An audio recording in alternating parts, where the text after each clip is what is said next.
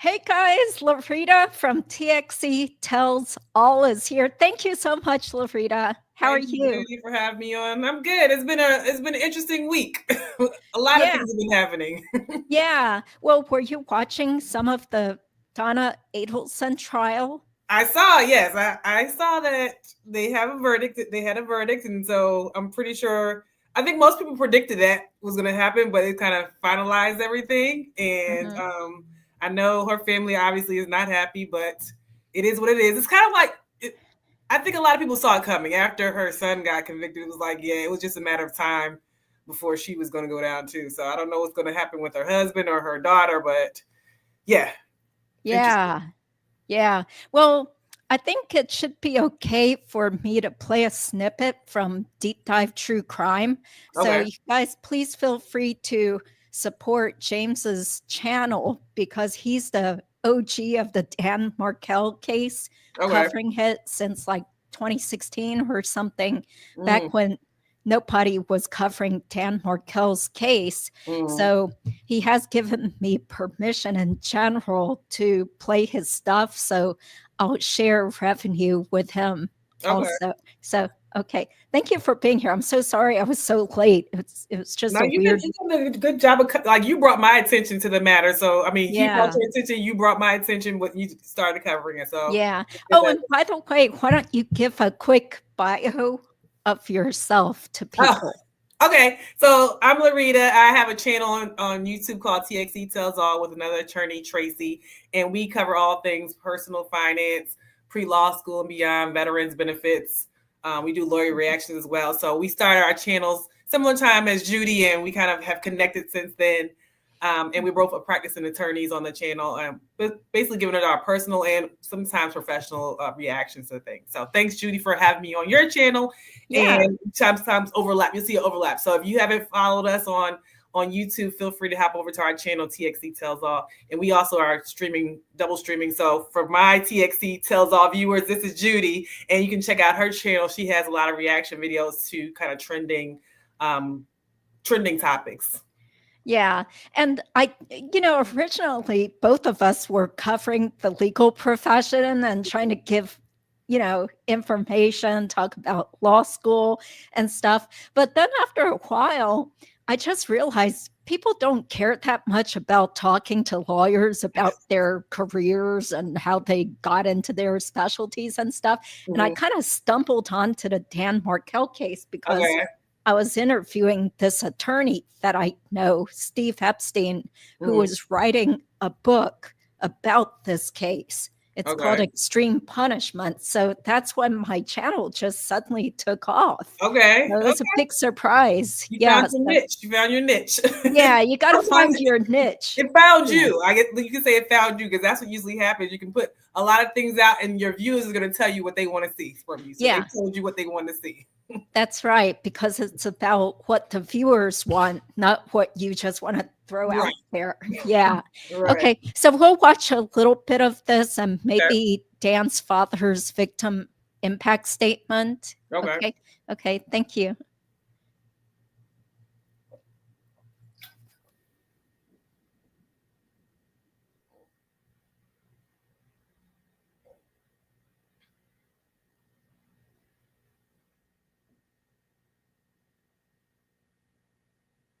Is the video muted or is it or turned down?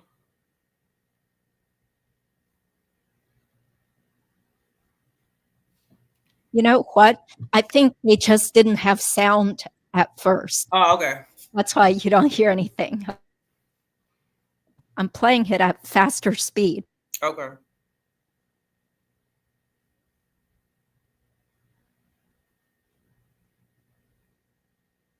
That was Karen Cyphers. There's Pat Sanford, detectives, Jason Newland. There's Patty Wilson from Patty's Playhouse. Harvey Adelson, her husband, is sitting in the front row behind her. Okay. He's been there the whole time. He's 81. There's Phil and Ruth Markel and Shelley, Dan's sister and parents. And you had his mom on here in your channel before. Yeah, she's a great person, so wonderful. Yeah. And there's Donna looking like she's so grandmotherly, wearing her Mr. Rogers cardigan. Yeah. Kind, soft grandmother. I mean, for her lawyers, it's good that her lawyers advise her to have a certain look to her, right? Because that's your job as a lawyer. I mean, you're representing somebody, you want to make sure they look as, as innocent as possible if that's what you're going for. So I guess their attorneys are doing their job, even though, what they had to work with was very little. Yeah, that's right. It was a really tough case. So the defense did what they could, but there was so much circumstantial evidence. I want to make sure everyone understands whatever the verdict will be in the case. I do not want there to be any gesturing or anyone making any movements that you either agree or disagree with the verdict. We are going to respect what the jury's decision is, and we are not going to subject them to any displays of emotion, whether it be from the gallery or Judge Stephen if anyone believes they are not capable of following this instruction, I ask you to step outside at this time. Mrs. Adelson also as well, once the verdict is read, again, I'm going to advise you, do not have any displays of emotion as best you can. You are in control of yourself. Do you understand?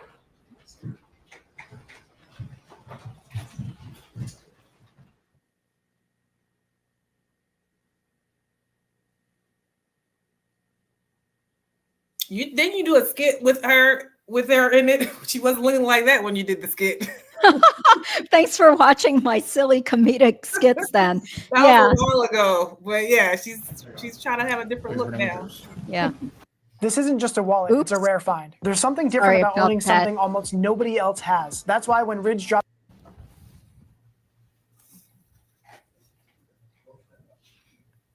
There's Phil Markel. Please remain seated when the jurors come in this particular time. And Ruth Markel.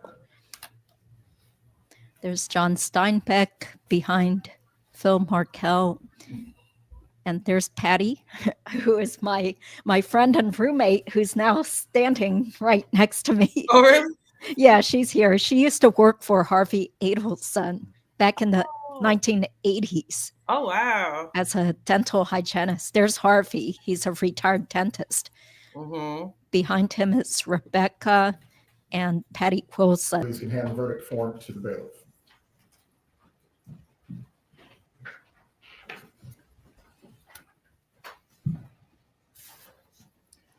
Having reviewed the verdict form, it is in its proper order.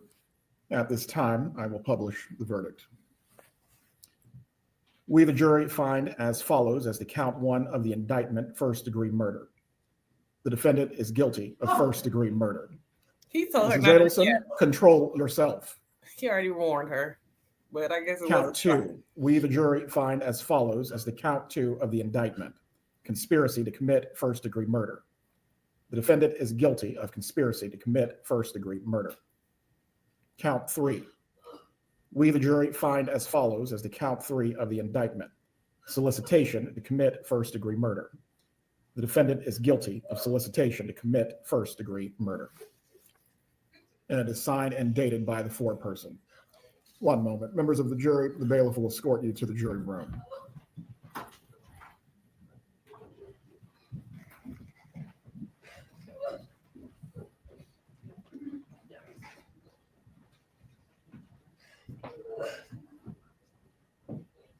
Wow, she's crying really loudly. Mrs. Adelson, while this was not the outcome I'm sure that you desired, there will not be any further outbursts in front of the jury.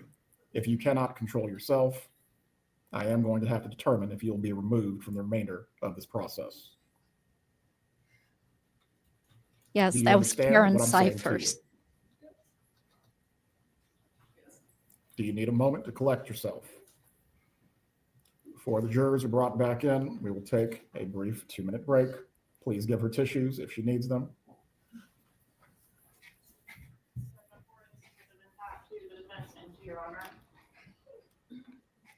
When the jurors are brought back into the room, does the defense wish to have the jurors polled before they are discharged? Yes, Your Honor. Very well. So they usually poll them to make sure that it really was a unanimous verdict for those of you watching. Just make sure there was no confusion in what was written down on the paper and what was published to the court. Yeah, That's right. Her son, Charlie, was convicted back in November 2023. And the judge read out the jurors' last names, which I thought was interesting because I thought they should be anonymous. Please So back on the jurors so we can people conclude don't with that know their portion of the names. trial.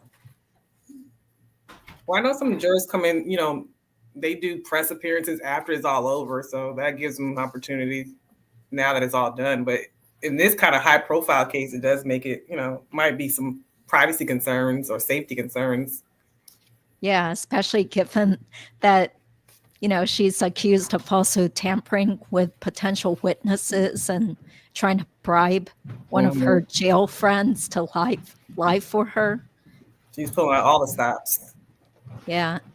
Okay. So maybe I'll just skip ahead because I don't want to totally rip off his content. For this evening, I am briefly going to poll you concerning whether your verdict is unanimous at the request of one of the parties.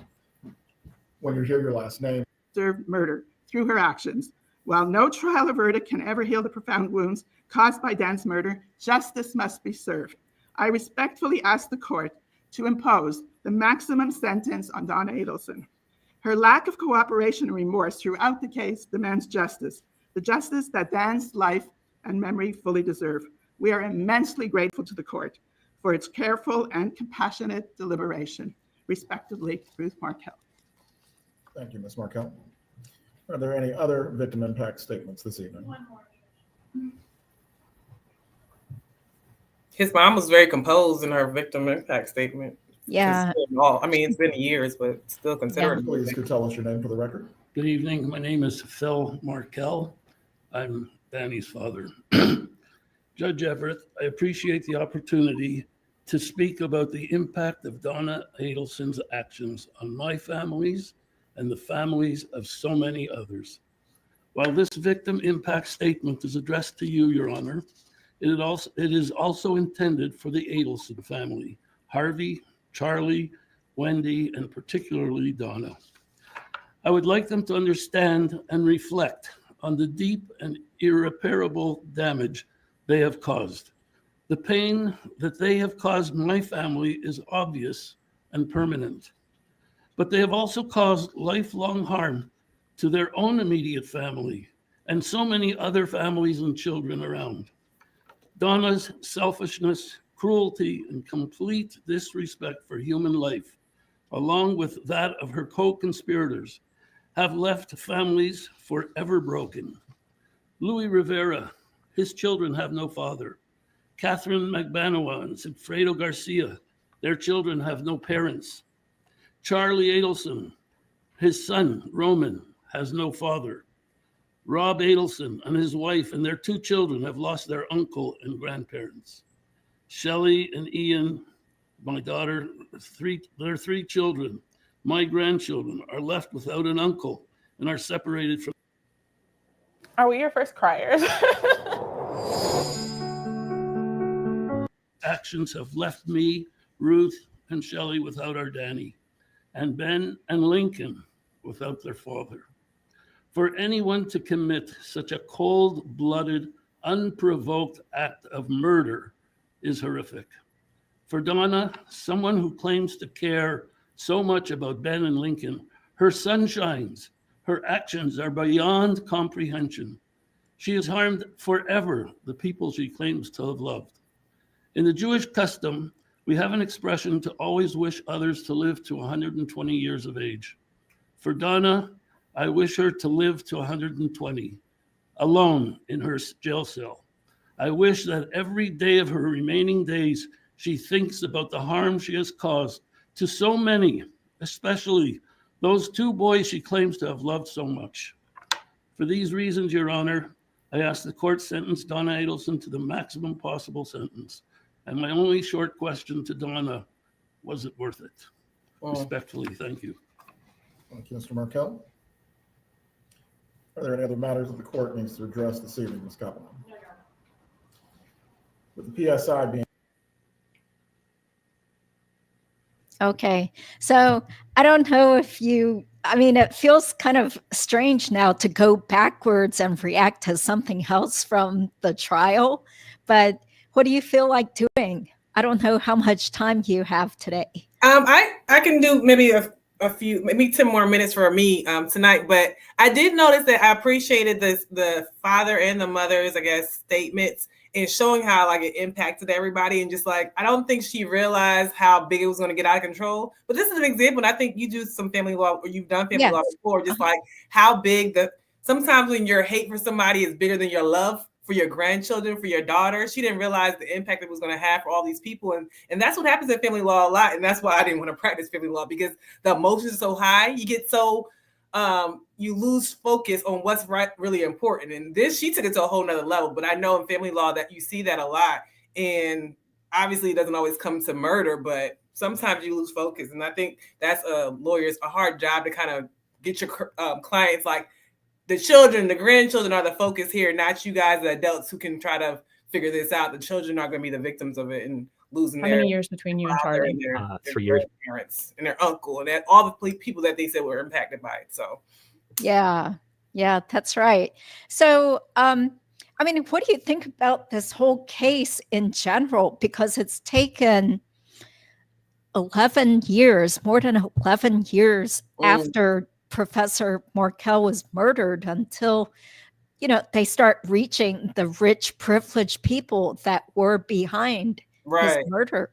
Right. Yeah. I think that's what they thought. They were going to be out of reach. Like they come from white collar dentists, a family of dentists have, white collar money, and they thought they were untouchable. And I couldn't believe when you started to kind of break the case down when you originally started covering this. And I was like, wait, these are not like what you would think of your typical criminals, right? Like these, and that's what they called them people that had some, let's say, criminal history, but it didn't start out as that way. And I'm just like, how do we get here? And I think that's what they thought, that people would never suspect them, the dentist, the grill, like they had the money to fund all these things, right? And and just to see the progress. And I saw what's the son's name? Which one? Rob? Got convicted. Oh, the one that got convicted is Charlie. He's like a total sleazeball, but he's so full of himself. He looked one way when it all started, and you just saw, I guess, I don't know, the stress of or not being able to maintain his Botox and his hair implants. Botox. all that. He just started to wilt away, and I'm just like, that's the same guy? That's like the dentist guy? So, I mean, it showed, like physically showed on him for sure. I mean, the mom was an older lady anyway, but for her son, like it aged him considerably when this all happened. Well, the mom has aged considerably too, because when she was first arrested, like she looked like she could be like a size 2 or 4, and she still had, like she had Botox properly, and I heard she had like a nose job and a chin job and facelifts and stuff, and nice dyed blonde hair and stuff. But then within just like a year in jail, they said she gained more than a third of her weight, and she just looked like she had aged 10, 15 years in jail. That'll do it for you. That'll motivate me not to want to do anything. I don't want to go to jail. I don't want to go to jail either. Made for all that. Let's not try to conspire to murder people. Right. And hitmen. Right. Yeah. I know. Yeah. I mean, that's what happens. I even watched, this is like not anything to do with this, but the Chrisleys, when they got released from jail, and they had the similar thing, like they looked a certain way and they can't maintain certain things, and then you get out of jail, they rush to the Botox, they rush to get their hair colored and everything before they came back on their show. So I mean, being in jail and having not the creature comforts that you're used to, that's part of the punishment as well, I suppose. Yeah. Well, also when Donna was trying to be put on house arrest, she wanted bail or bond. She wanted released to house arrest, and she had all these complaints, like the mattress was too thin, so it was hurting her back, and she didn't like the food. It was all a bunch of carbs, like spaghetti and mashed potatoes and cornbread, and there's not enough protein. And then she claimed that she was like, that some inmate rubbed her from the top of her buttocks up to the back of her neck while she was showering. And That very may well have happened. I mean, not to say that prisoners don't have rights. I did a little portion of prisoners' rights stuff. Not to say that prisoners don't have any rights, but it's not there to give you comfort. That's not the purpose of sitting there waiting for your turn. And obviously, you're supposed to be presumed innocent until proven guilty, right? But the prison and taxpayers' dollars are not meant to fund you to have Club Med, right? The idea is just to keep you with your basic necessities, housing, food, things to keep you alive so that you can go to court and have your day in court. So, I mean, this is not like, oh, we need a mattress topper because the mattress is too, like, this is not what I mean, it's going to be uncomfortable. And sometimes there are people that are in prison that are innocent. I will acknowledge that, right? But I think in this case, she wasn't one of those people. And so I have less sympathy for that. But I won't say that there aren't innocent people sitting in jail waiting for their turn to prove that, they're innocent. So. Yeah. Well, did you hear about how there were a couple of inmates who testified against her? First Lady Patricia said that Donna told her she did it, but she didn't think it would go that far. And then the second person, Drina, she said that Donna wanted her to lie for her, and she promised to give her a grand piano, $10,000. What else was she supposed to get? Oh, prescription drugs if she wanted it from Charlie's former roommate. So I was like, that's so sketchy to offer a drug addict more drugs. I don't see with that. I'm like, when you're in prison too, and you call to somebody who's like another prisoner as a character, would say this person is saying things.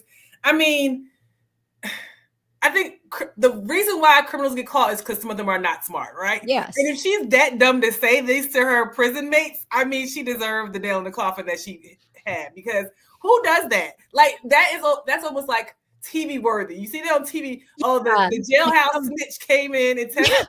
Like, you're making silly mistakes at this point now. Like, are you that? But perhaps her mental state had been compromised and she wasn't thinking her best. But I mean, like I said, had she been smarter, she wouldn't got caught. So it's good that sometimes criminals are not that smart. Because exactly. She made some mistakes somewhere along the line that the lines end up tracing back to her, and that's how she ended up in the position she's in now. So yeah. Well, also did you hear about the, what is it called? The jail transport video? I'll give a shout out. I'm not going to play most of it, but at least show some of it. But there's a fellow YouTuber friend, Tanika's 2 cents, who managed to request the actual video of Charlie being transported back to Leon County, because both the state as well as the defense had him on the witness list. So he was sent to South Dakota prison because the stupid idiot, during his trial, he kept blaming it on the Latin Kings gang people who extorted him. So of course, once he wound up in prison, he had like a target on his back. So he had to be transported and moved to a different prison far away to get away from the gang members. So yeah, he'll learn. He'll learn one way or another. Yeah, so we'll just play a snippet here. Thank you, Tanika's 2 cents, and please subscribe to her channel also here.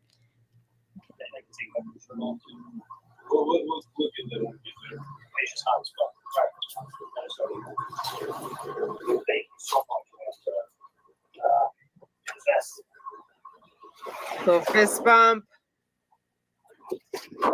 And he's got his Wendy's. He's about to shut down. So see, here's this, like, it's a small checkered print. In the photo that Joel had, the jacket, he didn't have his arms through the sleeves. He just had it over him, like going through security at airport or going through. Yeah, that's right.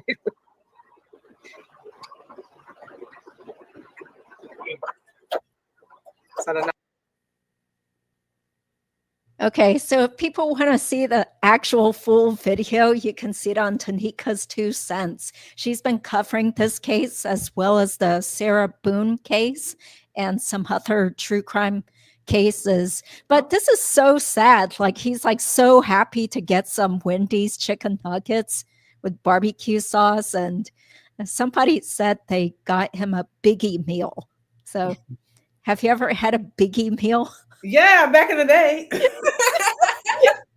Well, I mean, this is so sad because he had such a rich, privileged life. He made, close to $1 million or more per year. He was a traveling periodontist who also had real estate and, lots of young women and, lived on the water, had a boat, had a go-kart, bunch of cars, Ferrari, living the high life. And that's what happens. Like you don't realize, like, this is when you got too much to lose, you don't do stuff like this. I mean, there was other options. This is all for his sister, and his sister is the one that's not in jail. Yeah, exactly. People think that she is going to get arrested next. So I'm looking forward to that. I do feel that she is going to be arrested sometime soon.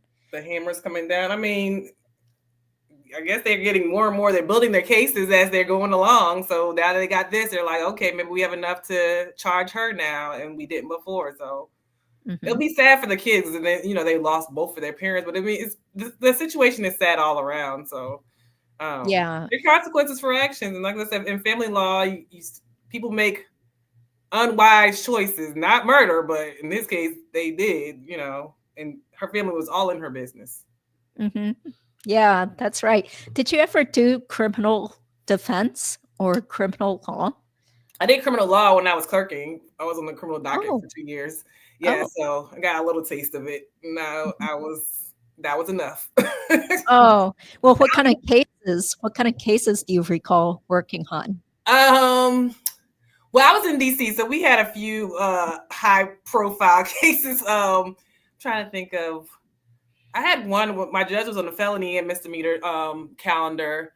And then I dealt with like post-conviction. So we had post-conviction hearings where they were challenging whether they already got convicted. They were challenging whether they were supposed to, there was like ineffective assistance of counsel, things of that nature. And we had a case where this guy got convicted, went away for 30 years for murder. But then they were saying like the witness was bribed. So we had to bring back the witness and actually see if there was information to say like this wasn't the correct witness and things of that nature. So yeah, it can get real tricky. Like when somebody's liberty is at stake, you kind of want to make sure you got it right? And I thought my judge was a pretty fair judge. He wanted to make sure that things was correct and not just summarily dismiss it because, anytime you get convicted, you're going to appeal it. If you haven't got a lawyer, you're going to want to try to appeal it, right? So we dealt with some post-conviction things from his felony calendar and then just the quick misdemeanors. A lot of it was like drug cases at that time.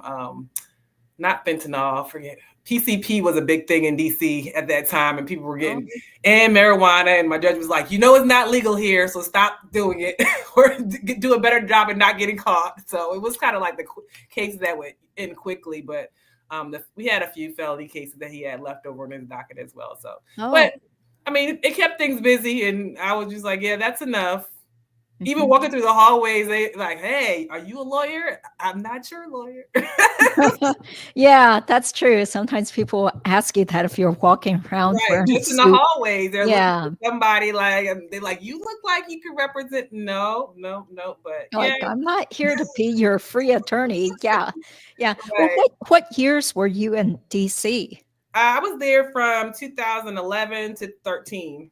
Okay. Wow, you're young. Okay, I kept thinking, because I was in DC from 96 until 2001. Okay. But I've definitely been to DC Superior Court a bunch of times because back when I was in law school, I interned for the Public Defender Service, the DC. Right. That's a popular one. Yeah, it was a great internship. I really enjoyed it. Learned a lot. Yeah, also, they give you a lot of business there. I mean, you have a lot. Yeah, a lot of crime. For if you want to be a litigator, you get a lot of hands-on experience right away, and they have the benefit of in DC is because it's quasi-state. You have federal and state kind of things going on at the same time. So we kind of were in that position where the DC Superior Court was here, but then the DC Federal Court was right across the street. And, you'll see some interlap with certain things. They might be charged in the state and federal court. So, I liked my time there. It got me like a lot of experience. So it made me realize I was not going to practice criminal law. Yeah, same here. Because, at first, when you're young and idealistic, I guess. It's like, yeah, I'm going to go save the people from government oppression. And, you see these like movies where people are, unjustly accused of crimes and they didn't commit it. And then they finally get exonerated and stuff. So it's like, yeah, I want to do that. But then once you're in the trenches, it is really tough work. I mean, hats off, to those people who can do criminal defense, but I think I probably would have burned out within a couple of years. But it's great experience, though. Yeah, it is. I know a few people that have been at PDS, and then they've gone on to private practice thereafter, and they were able to get in private practice because of all their hands-on experience at PDS. And so, I mean, now they're in private practice and they're making, because I mean, you don't get paid a lot for being PDS, but you get a lot of experience, and that's a valuable experience to market yourself for something else. So they kind of more than lateraled their way into the private sector and moved on up and moved away. So, but they put their time in, and everybody's entitled to an attorney, right? Whether you're being accused of something, you're entitled to an attorney. Whether you're guilty or innocent, you're entitled to an attorney. And it's the government's job to prove that you did it, not your job. And you can be quiet and not say anything and just say, hey, the government did not prove their case. Or you can say, hey, I want to have my time in court. For some people, that is not a good thing. They should have just kept their mouth shut. So, but for some people, they're like, we're going to rest in the fact that the government didn't do their job in proving that we are guilty. So it just depends. So, yeah. Okay. Well, do you have time to react a little bit to Rob Adelson's testimony? Okay, yeah, and then that'll be the last thing I do. Okay. Okay. Yes. Thank you. I see the chat has been busy. Yeah. Sorry, I know I switched the time on you because of this verdict thing. So we'll just play a tiny bit of this. Okay. Maybe faster speed. Yeah, 1.25. It's good. Okay. Thanks again to Deep Dive True Crime. Between Charlie and I. And then who's the youngest then is Wendy? Yes. And how many years between Charlie and Wendy? 3 years. Okay. When you were 18, did you move out of the Coral Springs house? Yes, when I went to college. Okay. And did you go to college at University of Florida? I went to Tulane. Oh, thank you. Okay. Did you live in Gainesville at some point? I did, yes. Okay, thank you. So after you went to college at Tulane and then went on to med school, went on to residency, throughout those years, did you continue to talk to your parents and your siblings on a regular basis? Yes. And would you see them a couple of times a year? Yes. When you were in school, would you go home for the summer? Yes. Based on your personal observations throughout your life of your parents and of your siblings, who's the leader in the family? Who tends to run the show? I think my mom. Okay, so Donna Adelson? Yes. Would you describe Donna Adelson's personality as being more controlling or more laid back? I think more on the controlling side. What about, is she kind of a more assertive person or a more passive person? More assertive. What about your dad, Harvey Adelson? What's his personality like? I think he's more passive, more go with the flow. Okay. So they're kind of opposites in that way a bit? Yeah. Could we use your house to trial our 24-hour bathroom upgrade system? We're looking for homeowners. When you and your siblings were growing up, was Donna Adelson a very involved parent? Yes. And when I say involved, as far as with your life and with your friends and with school and with that type of thing? Absolutely. Did she have certain fixed ideas throughout your life of certain things she wanted to happen in you and your siblings' life? Yes, absolutely. Was it acceptable if you decided to not do those certain things that she was fixated she wanted you to do? Was that acceptable to her or no? No.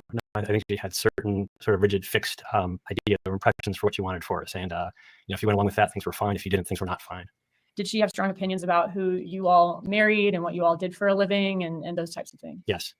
And you're obviously a doctor. Was that an acceptable profession to her? Yeah, that was okay. Okay. Was that one of the reasons you became a doctor? Yes. Okay.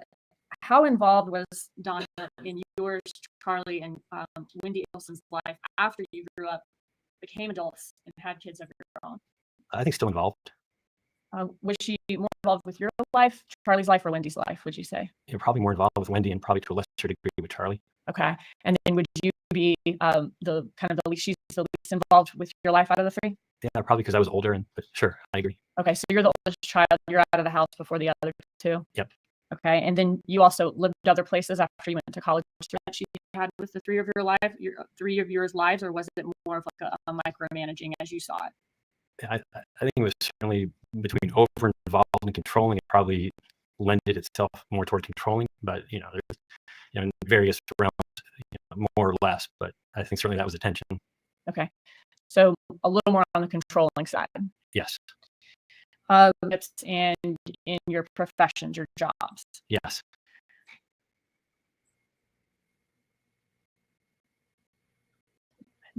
Was it Charlie who always needed more attention than the other two children?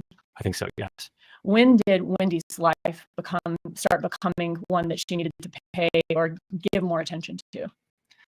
I think when she had some trouble, but I think around that time she had two young children. I think that was when she became more involved, and I was, at that point living, pretty good distance away. Okay. Were you living in Philadelphia at the time? Yeah, but first in Philly and then in New York, where we lived now. Okay. And so Charlie always got a lot of attention, and then Donna also started giving her attention also to Wendy's life once Wendy starts going through the separation or divorce. Yeah. Interactions with Donna Adelson through your whole life growing up and even as an adult. Would you describe her as someone who's mentally sharp, thinking about things from all angles, or is she someone who's a little more gullible? Yes, sir. Okay, I know you have to get going. So you have any comments on what you've seen of this? I mean, this just seems like it's building a case for the typical immigrant family, right? Asian families, African families, they have very high expectations of their children. Their children go on to be doctors, lawyers. I don't think any of them become murderer. Most of them don't. Just because you come from a family who has like strict parents and has high expectations of their children, I don't think that is necessarily a translation for it's going to end up with the murder scene. I mean, a murder consequence of it. But I mean, I'm sure she was going to get to a further point about it. But I just thought that was interesting that a lot of things she was saying, like, yes, any immigrant family. I mean, things like that. I mean, that doesn't mean they're going to be, murderers. Yeah. Well, I don't think they're immigrants, but come to think of it, I feel like maybe Harvey's grandparents immigrated. I mean, because I did do sort of like deep dive thing, and I think Harvey's parents were from Russia or Belarus or something. Either his parents or his grandparents were. And I'm sure, since they're Jewish, that probably Donna's parents or grandparents also came from Europe, very high standards for their kids. So that's why one of their old family friends called them a 5-star family. Wonderful people. The kids were well behaved. Donna kept the nice, clean house and ran a show. Harvey worked hard as a dentist to build their fortunes. So, and then they threw it all away because they could solve all their problems.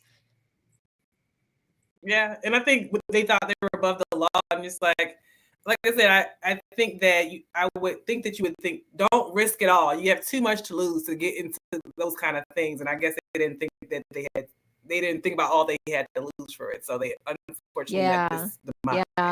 So, okay. guys, thanks for having me on, Judy. go. Thank you to everybody in the chat. You guys have been busy in the chat. So we'll have to connect again soon, maybe on a different topic. So thank you guys. Okay, yeah, thank you so much. It's great to see you again. Take care. Okay, bye. Okay, I'm still here. I'm still here for maybe say like 10 minutes. Let me see if Patty feels like getting on. I mean, we're both sort of in our pajamas now, and it's been such a long day, man.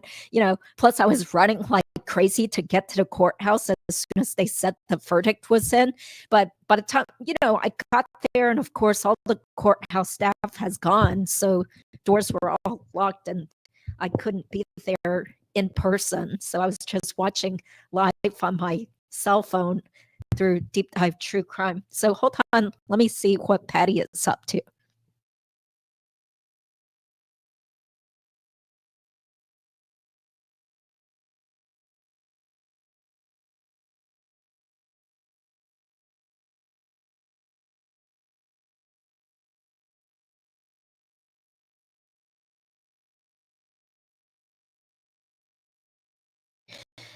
All righty, Patty's gonna get better dressed, and then this is so funny. It's almost like being in college again, right? Like having a roommate, except I didn't really like my roommates in college. Yeah. So anyway, Patty's gonna join me in a couple of minutes. So let's just continue watching this, and I will give some great commentary.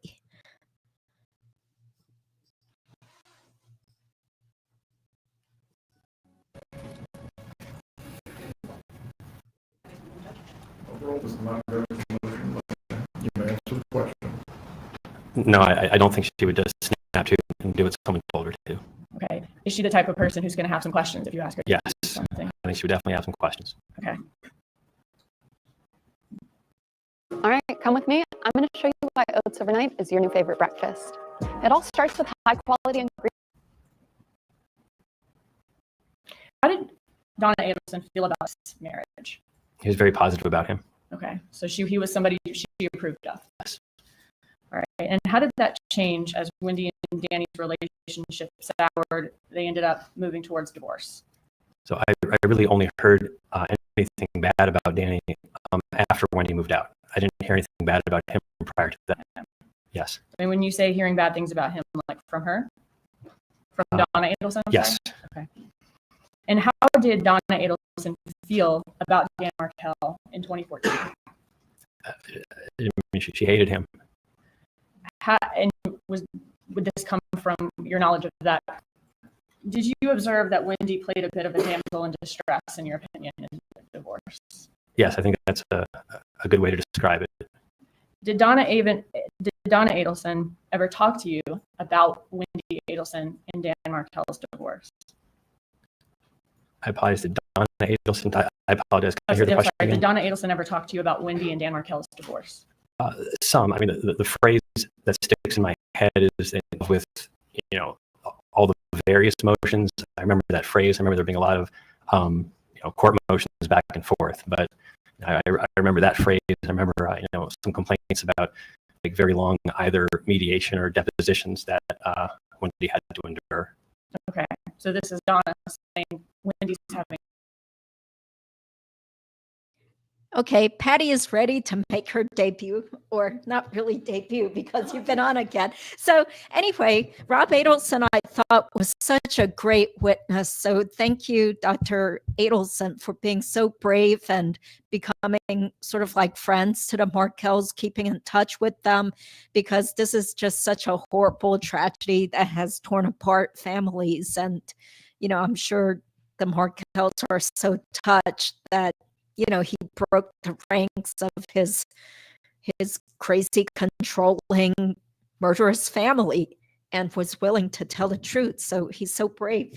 Here, so let me have Patty come over here, and she'll just go ahead and tell us how the day went for her and how she felt when she heard the verdict.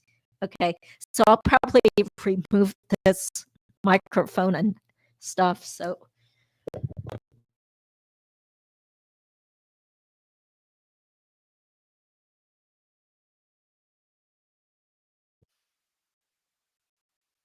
Okay, you want to sit down?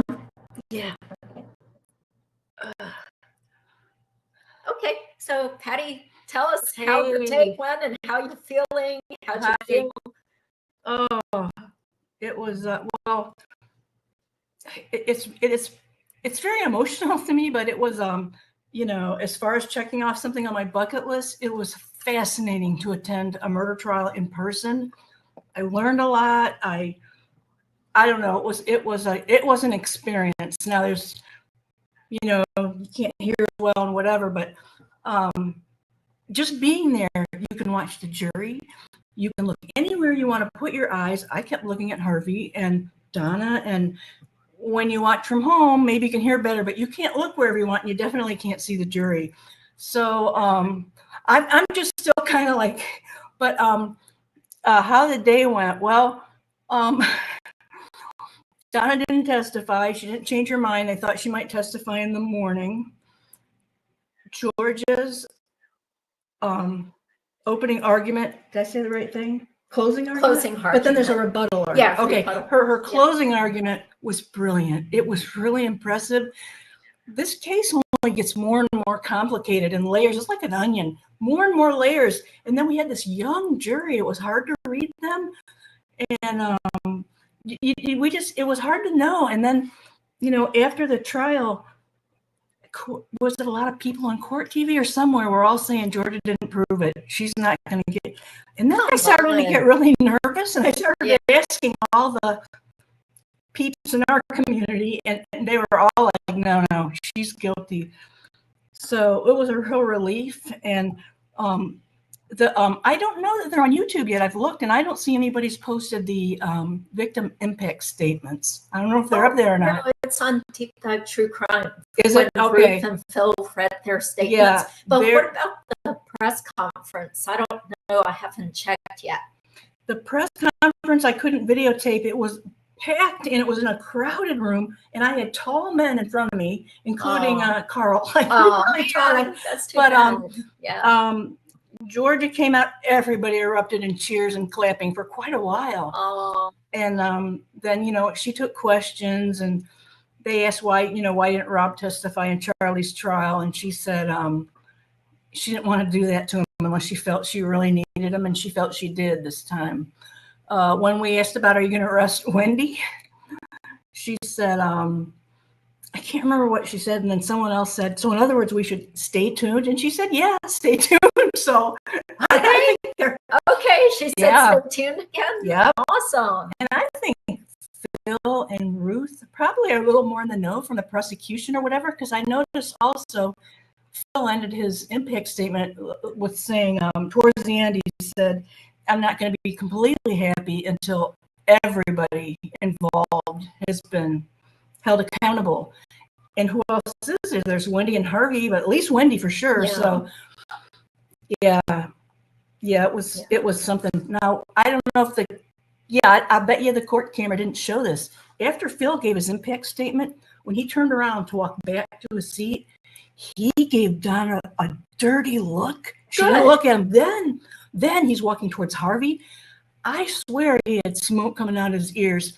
This was a man looking at a man. You took my son from our whole family. Yeah. And it was such a, I could just feel it, the way he looked at him. Harvey didn't dare look back, though. He didn't look. Harvey was very stoic. I thought he'd have an outburst. When Charlie was convicted, they say, they had said he was on the floor, banging his head, crying like a baby, like whatever. I don't know how he stayed so stoic, but honestly, I wouldn't be surprised if he, the word we can't say that starts with S. He unalived himself. I wouldn't be surprised. What does he have left? She'll never be a free woman again, ever. Today in Leon County Courthouse was her last day in a free atmosphere, a building. Yeah. And the lady next to me was saying, watch them put the cuffs on, watch them put the cuffs on. And I didn't really know. And there it goes. And we jumped up, and it was like, I don't know. It's like they smack them on click, and she screamed again when she got her cuffs on. She screamed again? Well, she just hollered out, like not for the scream, but when they first read the first guilty verdict, she really, Carl said she shrieked. I think it was more like a yelp. You guys probably saw that, right? On the video? Yes. You saw that. So, the judge had to clear the courtroom and tell her she had to control herself or leave.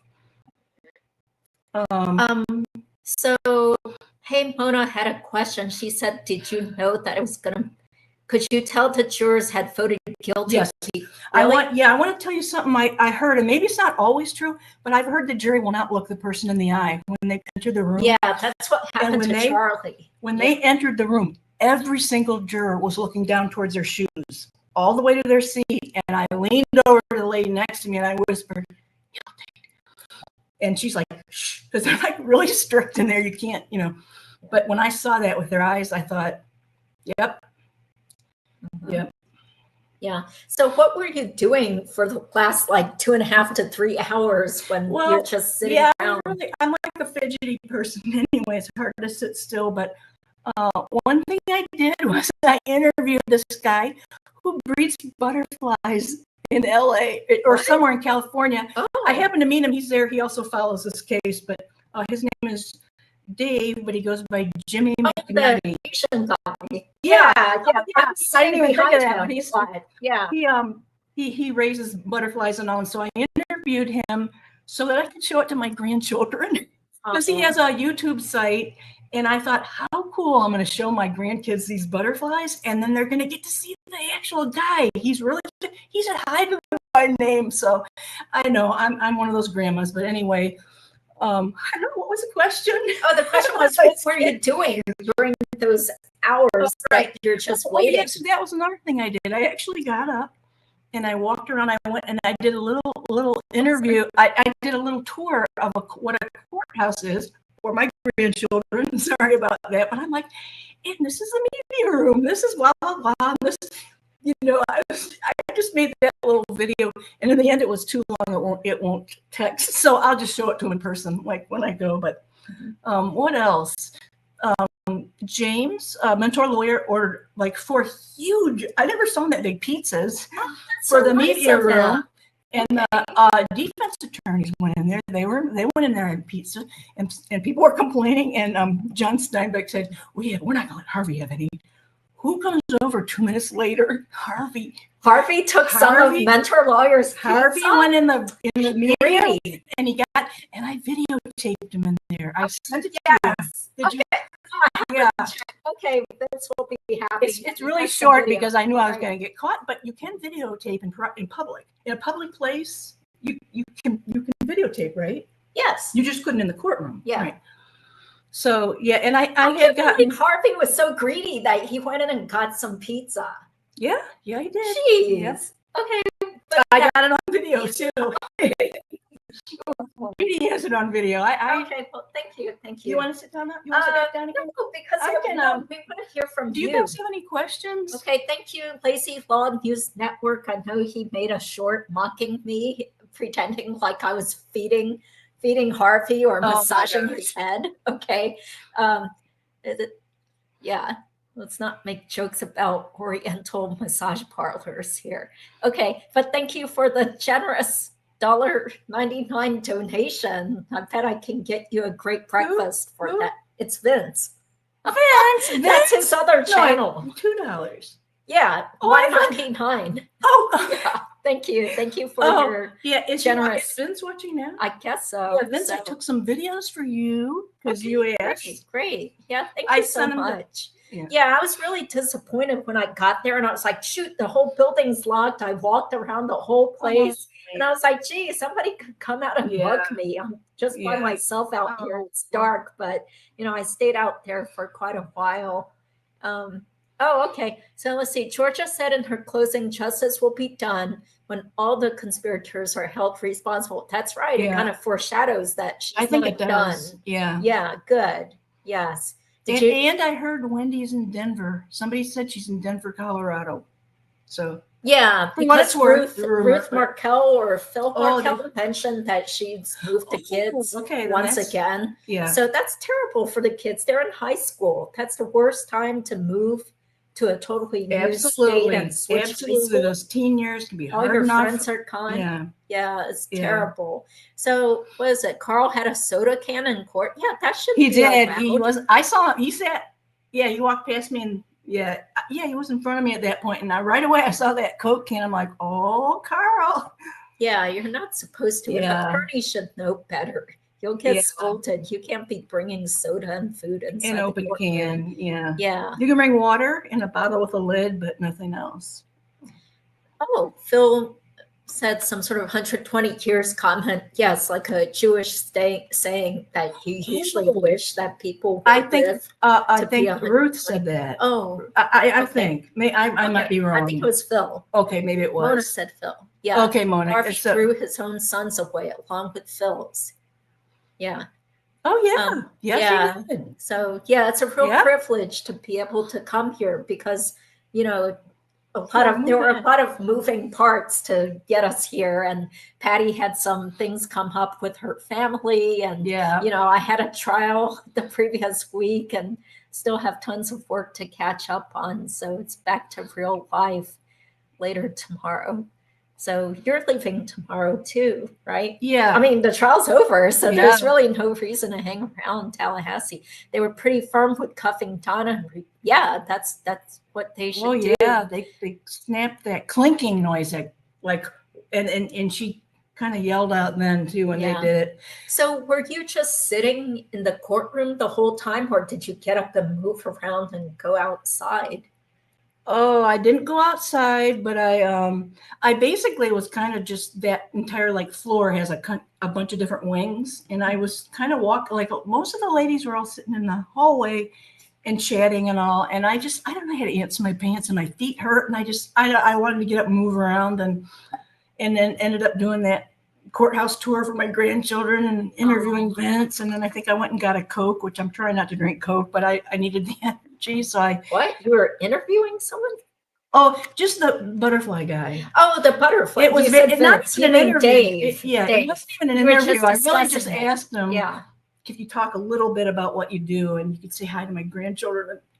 And he did. He called him. It was so cool. Aw, that's really He's a nice guy. I like him. That's what's kind of fun about being here in person. Like, you meet so many friendly people who are so Yes. happy to talk about the case. Yeah. Just like that woman from Raleigh that happened to sit next to me this morning. Her name is Kat, and she says she's willing to be on the channel next week. Where is she from? She's from right near me, North Carolina. She flew all the way here just like I did, and she said, "I don't have any friends to talk to about the case, I and know. let's meet up." And I was like, "Sure," Yeah. because this is kind of like a niche community of people Yeah. who somehow, became drawn to Dan Markel's That's right. case. It's like a Yeah. niche.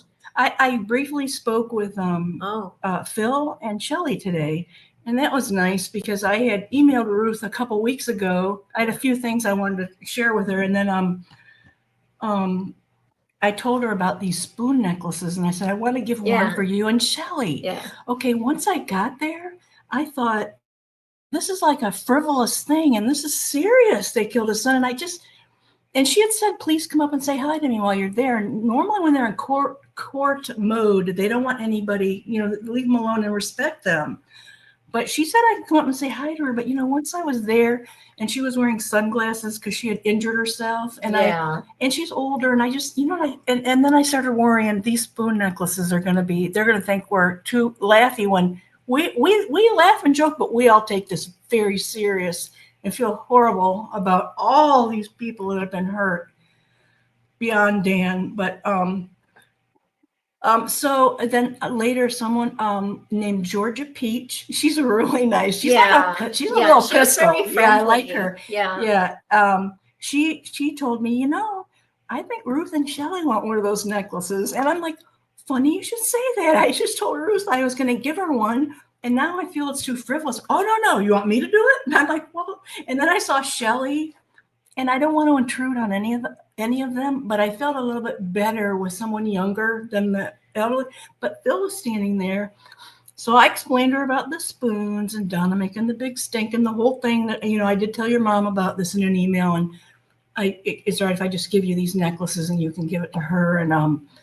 And then Phil said, "That's really very nice of you." Like, he was just so kind. Like, he acknowledged me when, it's like a silly thing I did, but I can't even explain why I did it. But a lot of people really liked him and they appreciated him. And STS wanted one for his daughter, and I didn't have any left. In fact, to give the Markels each one, Shelley and Ruth, I gave them the ones I had for Georgia and Sarah, but I was sitting next to Georgia's mother. So I gave her the card. I had brought a card. It just was like a thank you card. It had a cow on it, and it said "Muchas gracias." And I just said, I want to thank you for being such awesome prosecutors and for prosecuting this Adelson case that we care so much about, and blah, blah, blah. I just said a couple of things, and then I said, I want to give you each one of these necklaces. It's just a standing joke. We like to poke fun at Donna and the screaming about this. So he took my spoon, and so I told George's mother, I'm going to go home and make 2 more and mail them to them, because in my thank you note it mentions those necklaces, and there's no necklaces in there. Yeah. So hopefully George's mother remembers to tell her, she gave them to the Markels. Yeah. Oh, and then SCS, I gave him my own necklace. But I Aw. actually waited till Georgia was done with her closing because Yeah. I know it's stupid, but in my mind, I just felt like it was a lucky thing. And all these spoons were in the courtroom. People were wearing, and I just felt it was lucky. And so, and I also had worn my lucky bracelet. And after Georgia did her closing, I went and I took it off and gave it to Steve Cohen to give to Joel. I met Carl's wife, Leslie. She's a really nice, lovely person. I wish I would have had one to give her. So Yeah. So was Billy still, or the person who made the bracelet? Okay. Sorry. Okay. Sorry, Never guys. mind. Sorry. Privacy issues. So what's this opinion that you have? Do you think they'll follow through with going after Wendy? I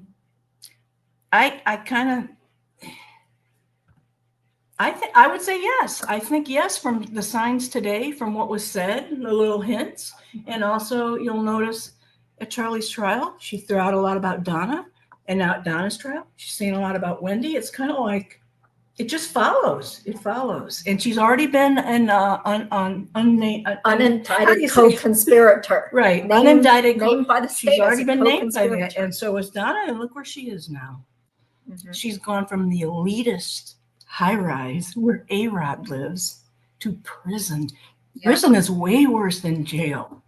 It's Yeah. way worse. So, and did I tell you? Oh yeah, I already told you. I just can't get over that Phil giving those looks, and like, boy, do they deserve more, but yeah. I mean, I can't imagine how stressful it's been on Dan's parents to have to sit there, and Shelley too, the sister, having to walk by Harvey repeatedly and resist the urge to throttle him, to punch them or strangle them or something. I mean, I don't think I could stand it, because this whole time they have to be in the same room with Harvey and Donna like that. Yeah. So here's the question people want to know. Since you used to work for Harvey back in the mid 80s, did Harvey recognize you? I never really made eye contact with time when I left the courtroom right in front of him. I faked playing with my hair. I didn't want to. And I was telling Judy this earlier, I'm a compassionate person. So after I said hi to him, I would probably say, really sorry you're going through all this, but you shouldn't kill people. You should, and I had nothing I could say to him. So it was pointless. So I should tell them the shoot Walker story. Yeah. Okay. So one of the witnesses, I'm very bad with names, but Mr. Cumberbunders, and there was a witness who came in on a walker. Was he the financial? He was Rick Chagrin. Yeah, the so-called guy that helped them with technology to get the Vietnam plane tickets. He came in and he testified, and then when we broke for lunch, I think, we were leaving the courtroom outside, going down the steps outside, and I found myself like right behind him. So then I looked down and he had a shoe untied, and he's got a walker, and the laces are dragging under his shoe. And being a retired nurse, there's like a really big thing you look out for elderly. And I do for myself now, because I'm elderly, and it's a fall risk. That was a fall risk. So I just tapped him on the shoulder and I said, oh, could I please tie your shoe for you? Because that's a fall risk. Your shoe's untied. It's dragging under your shoe. And he was like, and he was with a woman. I don't know if that was his wife or partner or whatever, but she was also elderly. I mean, I know I'm older, but I mean, these guys are older than me. Yeah, it's probably his wife, Susan. To bend down. So I bent down, set my purse down, and I tied his shoe. And he said, oh, you must be a teacher. And I'm like, oh, no, I'm a retired nurse. So it's a fall risk thing. And he's like, thank you. Okay, then we went to Metro Deli and I devised my devious plan. When I came back to court and walked in, he's sitting right there next to Harvey. And he knows I tied a shoe. So as I walk by, I slow down and I look right, like kind of in his face, lean, and I go, hi. And then I don't say a word to Harvey. I was hoping Harvey would recognize me and say to him, oh, that's that awful hygiene. And then he said, that's that nice lady who tied my shoe. Oh, okay, I'm sorry. Yeah, that's weird, but I'm weird. So kind that she tied Harvey's friend's shoe for him, the poor guy with the walker, right? Yeah, at least he looked sort of disgusted when Georgia cross-examined him and said, you know, would a typical Jewish grandmother be talking about dressing up kids in Hitler Youth uniforms? Yeah. Yeah. Yeah. Thank you, Hartley. Thank you for your support. I'm so sorry you didn't get to make it to trial. Didn't get to meet him. I wanted to meet him. Yeah. We'll be back for Wendy's trial. Yeah. Definitely. Yeah, believe it. Yeah, thank you, Potter64. Really appreciate all your support and kind words all these years. So all this misery because of Wendy, yes. Oh, so Patty answered this. How loud was Donna's "Oh my God" after the verdict was read? Could you hear it? I only heard the it was like a Like a yell? it was like this. Ah! It was like a, I don't think it was a shriek. It was this yell and then like sobbing. But there were never any tears. But she's sobbing, and I later came back to the room and saw it on YouTube so I could see it from the front, and that's when I heard her say, screamed and said, "Oh my God!" Yeah, she was saying, "Oh my God!" Yeah. But what was Harvey was just sitting still. Harvey was really stoic. I saw him from the side. Now, when I looked at him from the front, he was really looking down and really scowling. He probably knew that she was going to get convicted, so he had already rehearsed it in his mind, like how he's going to act or something. Yeah. But I bet you tonight he'll be on the floor banging with his fists and crying again. Yeah, look at this. Or You know, worse. yeah, Dan is beating the Adelson family. Remember how she said Jibbers hasn't beaten the Adelson family yet? Yeah. Oh. So let me see if there are any quick questions. Yeah. Everyone knew that if Donna was convicted, Wendy would be on an indicted co-conspirator. Now Donna is a triple convict. Yeah. Okay, thank you. Oh, we should show him this bracelet. One of Judy's mods' name is Chewy Boy, and Chewy Boy makes these bracelets. Wait, can you see it? And these are like pieces of paper that are strips of paper that are rolled up tightly, and then they're like sealed somehow. We used to sell these as a fundraiser in the Honor Society in college, and we got them from some village in Africa where they make this. So I thought, oh, she got them from Africa. She made these herself. Like, I don't know how she rolled that paper, but that was so sweet It's of her. So beautiful. she made one for Thank me you. and one, Thank you so one for much. you. So Yeah, thank it's you, Chewy gorgeous. Boy. I will definitely wear this tomorrow. Thank you, Chewy Boy. She's also a mod on this channel. So yeah, hey, Life 3030. Please check out this person's channel. Also, this is a great day. I mean, there are a couple of times where tears popped into my eyes as I was going towards the courthouse. I was like, oh my God, you know, I know she's going to be found guilty because it happened so quickly. Yeah. What a day. I hated Fulford's closing because it just seemed like she was trying to confuse the jury. I'm sure she was, and she just got, just get one, right? Distracting and pointing at I'm things. just looking, and some of the stuff I think she said wasn't even true. It was just, it was. And she pointed to things that actually made Donna look more guilty by highlighting them right before the jury is going to deliberate. You know, like, hey, let's look at the bump video. Hey, let's listen to that stupid phone call between Sammy and Donna back after the bump from May 2016. I'm like, yeah, this is great, you know, because she's reinforcing the bad evidence against her. And then she started bashing Rob Adelson a couple of times and, you know, bashing the jailhouse snitches. Oh, she said Rob Adelson had an axe to grind. That's right. Yeah. And he was like, in Georgia. He's estranged from the family. He has an axe to grind. And he just packed up his family and his wife and kids, and they left the day after Harvey's birthday or his father's birthday. I was like, I wonder why, you know, I wonder. It's too bad Rob couldn't talk about how his mother interfered with the relationship between his current wife. There's so much this jury doesn't know. He doesn't know about the Adelsons shutting out the Markels for 6 years. And even after the 6 years, very brief, controlled, choreographed visits that all go through Wendy. He can't send an email to his own grandsons that are teenagers. He can't call them on the phone. He has to go through Wendy. They have to go through Wendy for everything. Is that what So- he said at the press conference? Yep. Oh, Yep. okay. Okay, I gotta And watch the Mona, press conference. yes, Harvey stayed till the bitter end. In fact, I think he came out of the courtroom after I did, because I know when I walked by, he was still sitting there.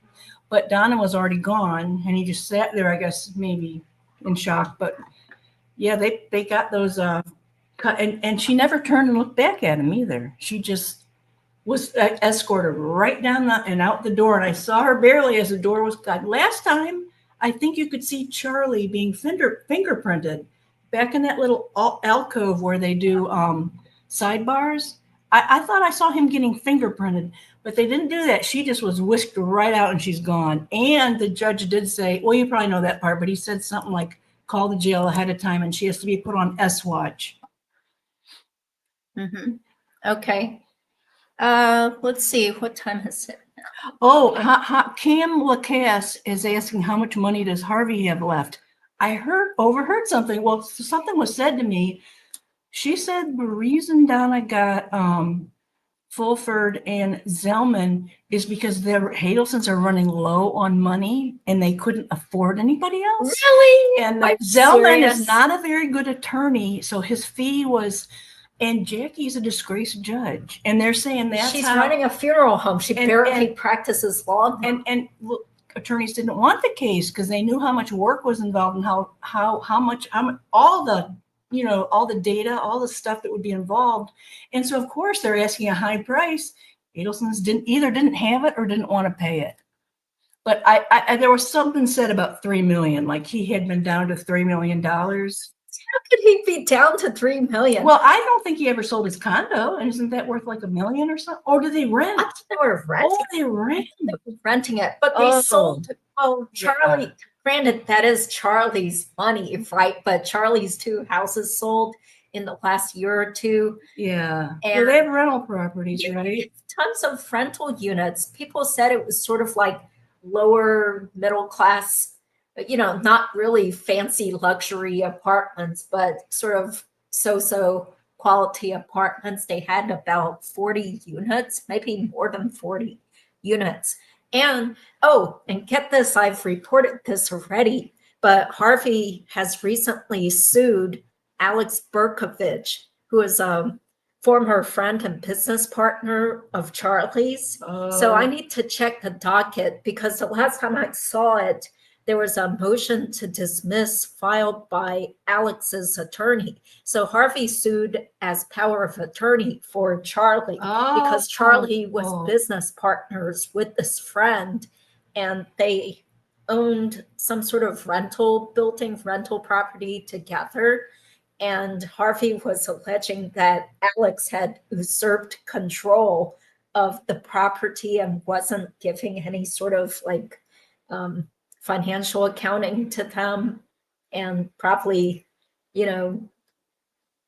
spending money or, I don't know, taking money that he shouldn't be entitled to, sort of like the way Charlie sued Ryan Fitzpatrick and alleged him of stealing money from the company that they had. So that just got filed, I think, in late July. Not sure what's going on yet. Yeah. So anyway, so that's just a guess. I would be surprised if he only had $3 million. I'm sure he has more stocks, tons of stocks. The defense tried to justify the trip to Vietnam by saying Donna had become suicidal. And then she did have that phone call where she had been overheard saying, we're either going to have a suicide pact, S-pact with Harvey or, find a non-extradition country. I lost my train of thought. I'm sorry. I'm like... Yeah, about how the defense tried to brush off the fact that something she was trying to escape to Vietnam. Oh yeah, this is what I wanted to say. I'm like very into parenting and being a good parent. And if you're a parent and you have a child convicted for life, yes, that could be devastating. But you have other children and other grandchildren. You do not have the luxury to kill yourself. That's not an option. You still have other people who depend on you. If you're a good mother and a good grandmother, that's off the table to take that, but yeah. So Oh, okay. I don't think she was. I don't think she was. Yeah. I think Harvey is now. Yeah. I think I just Okay, said the thank you, S Jen. word again. Sorry. What? Oh, okay. On a live, you can't say the S word. I on don't want to get YouTube. Judy in trouble. Yeah. Okay. Thanks for your commentary. Use this for our coffee crunch. Thank you so much. Oh, that's Yeah. nice of you, Brooke. Let's Thank have you. a nice brunch tomorrow. We'll sleep in Okay. and have a good Oh, brunch sounds somewhere. really Yeah, nice. sure. Because you know what? Last night, Patty and I were driving around sort of lost. Well, she was driving. And we don't know Tallahassee. So after we saw Dan Markel's old house and we sort of saw Winthrop Park and the APC liquor store and Webster and Baptiste, the Whole Foods. And then we're like, well, we got to find dinner somewhere. And we're like driving and driving. It's like, where are the restaurants around here? We don't see anything besides some rundown burger shack and red eye coffee and out not to have any real dinner food. And at one point I pulled over on a side street because I was having trouble with my GPS was on walk mode and I was trying to get it switched back to car mode. And Judy had her window down, but she's looking at me and all of a sudden we hear a male voice in the window. Like, and hello, what I was like doing? a panhandler. Yeah, I thought it was some homeless person at first. I was like, oh, we gotta it get out of startled me, here. and it was a cop on a bicycle. It just really nice. She said, "Are you okay? I saw your car was stopped." That was sweet. Yeah, so he was so nice. The people of Tallahassee have been really kind people. So that's just mean of how Wendy was, you know, making fun of them in her book, you know, thinly disguising it as Hiawassee Springs, but making fun of people saying they looked like they came out of the 80s. And I thought I was going to hear somebody holding a boombox that was playing Billie Jean any moment with their bouffant, out-of-date hairdos and out-of-date clothes.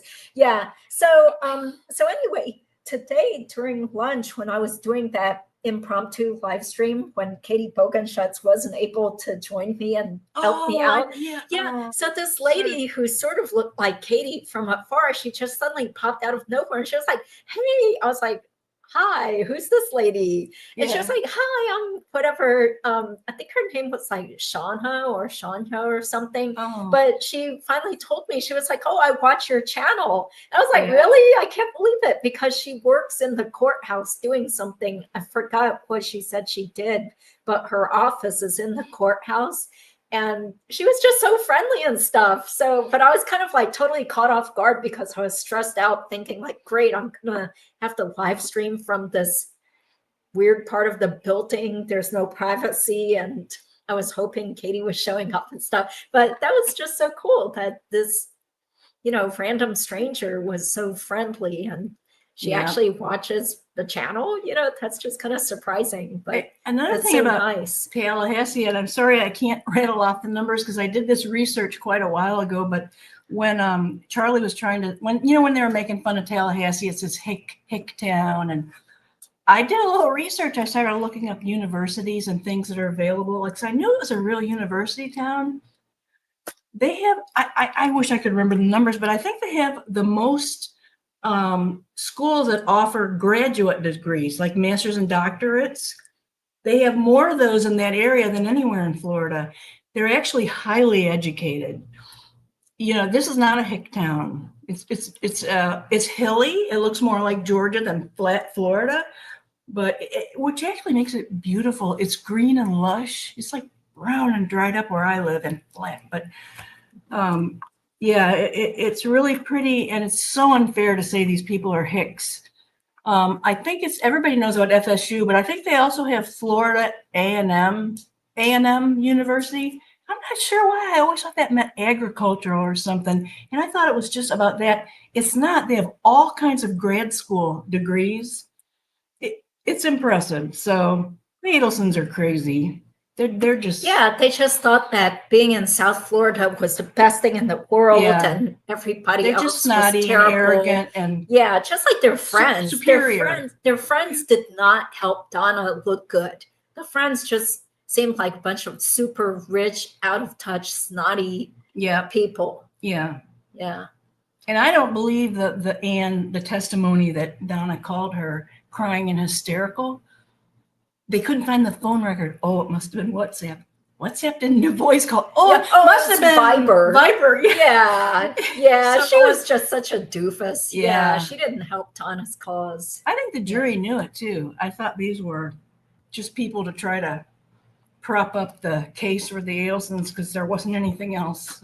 Yeah. Patty, did you notice Donna? I saw her on the live stream where she turned her head and seemed to say a few words to someone behind her. So I think she was talking to Harvey. At what point? Like right after she was found guilty. She might have, and I missed it, but I didn't see it. I just saw her yell out, and then I didn't hear the oh my God till I saw the video from the front. But we just saw her. You could hear her sobbing. Then the judge cleared the courtroom of the jury, admonished her. Then she was quieter. But the whole time she's quieter, you could just see like her shoulders like shivering, like she's just shaking, like having a meltdown. She's in shock. Yeah.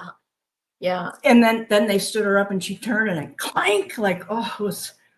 But and you're saying she looked up to Harvey, so yeah, she probably because she would. I just didn't see it. Yeah, I noticed she turned around and said something on, when I was watching on my cell phone. I missed it, but I was looking at the Markels and the jury, like I was looking everywhere. Mm-hmm. Yeah.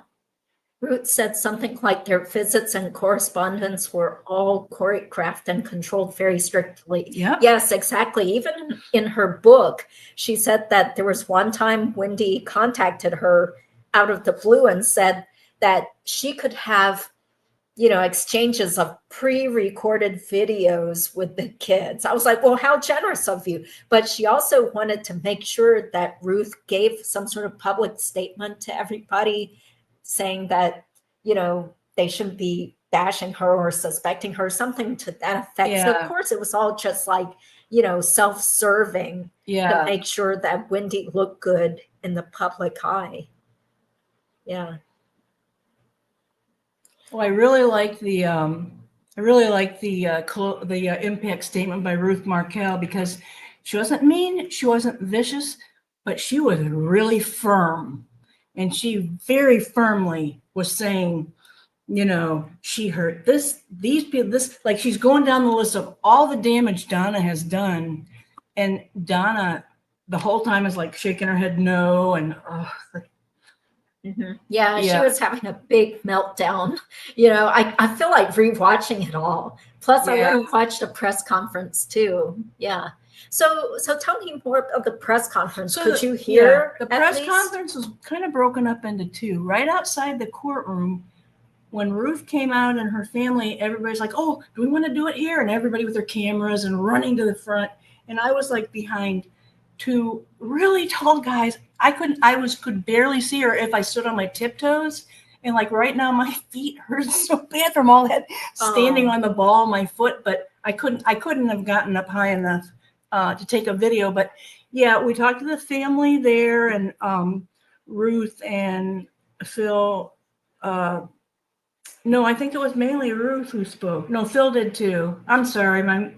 Then we moved to another corridor on the third floor, where if you go through it, I think that is probably the prosecution's office. That looks like where they. And so everybody went over there, and it wasn't like after Charlie where she was more towards that open circle. Like there was a lot more room. We were squashed into this tiny space. A few people got all the way in of the podcasters and STS and Patty Wilson. And I didn't know all of them. Carl was right next to me, but he's like 6'6" or something. And he's really holding his, it was kind of cool because he was doing, as we're waiting for Georgia to come out and we're all standing there ready, he's videotaping and he's giving commentary, but in a low voice, so I could hear it. So it's kind of cool, like so all this stuff. And then she came out and everybody erupted in applause. And then when she was done taking questions, we all started laughing again. Yeah, We just love her. Thank you for being here. I love Katie. Later, she is so busy. She was too busy with her own court cases to join me today. But wow, what a day. Thanks so much, Katie, for always coming on and talking to us about criminal law and how things are done. Oh, and look who's here. Hi. Hello. How are you? Can you hear me? Yes. Hey. Yeah, the Here, you sit down and we'll trade. okay. Yeah, the audio sounds kind of bad though. Where are you? Get water. Hold on. Do you hear me from my Yeah, I can phone? hear you. Yes. All right. Yeah. Where are you? That looks like what, some wine bar or something? I wish. I'm just upstairs. I'm in my apartment. Oh, Apartment building. okay. Okay. Well, there's like tons of echo and stuff, but how are you feeling? You hear tons of echo? Yes, tons of echo. It's like you're talking through a metal tube or something. So. Sorry, I got a big place. Okay, with no carpet to absorb the echoes and stuff. Okay, so how are you feeling? Tell us about your reaction. I cried too. I won't necessarily admit that on the other manly channels, but it was emotional. I cried when I saw Ruth Markel give her little speech, which we heard before. There's nothing new in it, but it was emotional. Yeah, after all these years, you know, finally this evil Donna Adelson has to serve some time, well, the rest of her life, for what she did to Dan Markel. Yeah, it just shows how selfish she is. You know, the grandkids are teenagers now, and she doesn't even communicate with them as far as I know. And usually teenagers don't really want to hang out with their grandparents that much or their parents. So was it worth it, Donna? You know, just to control little kids. For a narcissist, in the moment, everything is about control or being slighted. When they're slighted, they will do anything to discard you. The problem was they couldn't discard Dan Markel. And the issue was they had a son who was willing to take care of it in an irrational way for his mother. Yeah. Yeah. I think in the victim impact statements, both the Markels mentioned Charlie and how, you know, Charlie was like this evil instrument of Donna's. In fact, I think it was Phil Markel that mentioned Charlie and how Donna basically used her son to do this evil. So, you know, now fundamentally, a narcissist did do that. The goal of a parent is to not put your child into this situation. And if you ever go back and study narcissism and the relationship between a narcissistic parent and a supply child, you will not be surprised at this outcome. Yeah.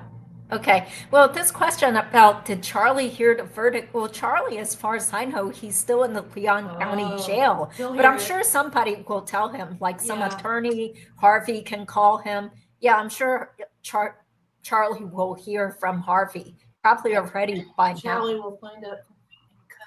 I was watching Patty, you came on the screen and I saw you shaking, and then I started to shake because I get emotional during these things.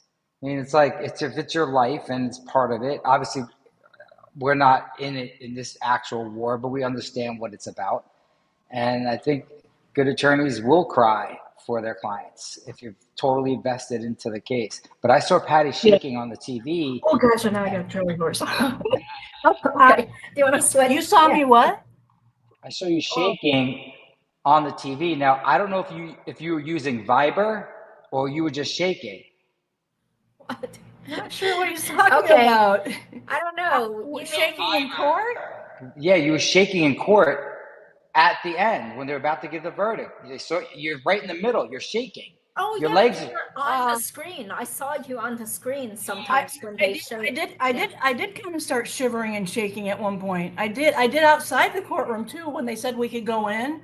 I was like, oh my God, I'm nervous. And somebody looked at me and said, why? And I don't know. It's just a lot at stake. And you don't know. You don't know the jury. You don't know what the jury's going to do. I did take videos of Harvey for you. Thank you. Did you get any of him? Did you get any of him clothed? Because I got so many naked. I need some clothes so I can put on YouTube. Oh darn it! You should have told me that beforehand. I did. Or You're so bad. Okay. So Donna was rudely shaking her head during the she Yep. was so arrogant till the very end. So I'm glad to hear that Phil Markel shot them some dirty looks. Sorry, Yeah. Judy. Yeah.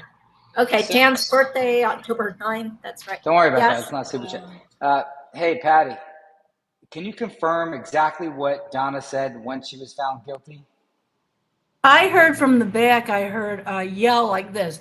Ah! Like Carl called it a shriek. I didn't, it was like a, ah! And then sobbing. You could hear her sobbing. Nobody ever saw any tears. You could hear her sobbing.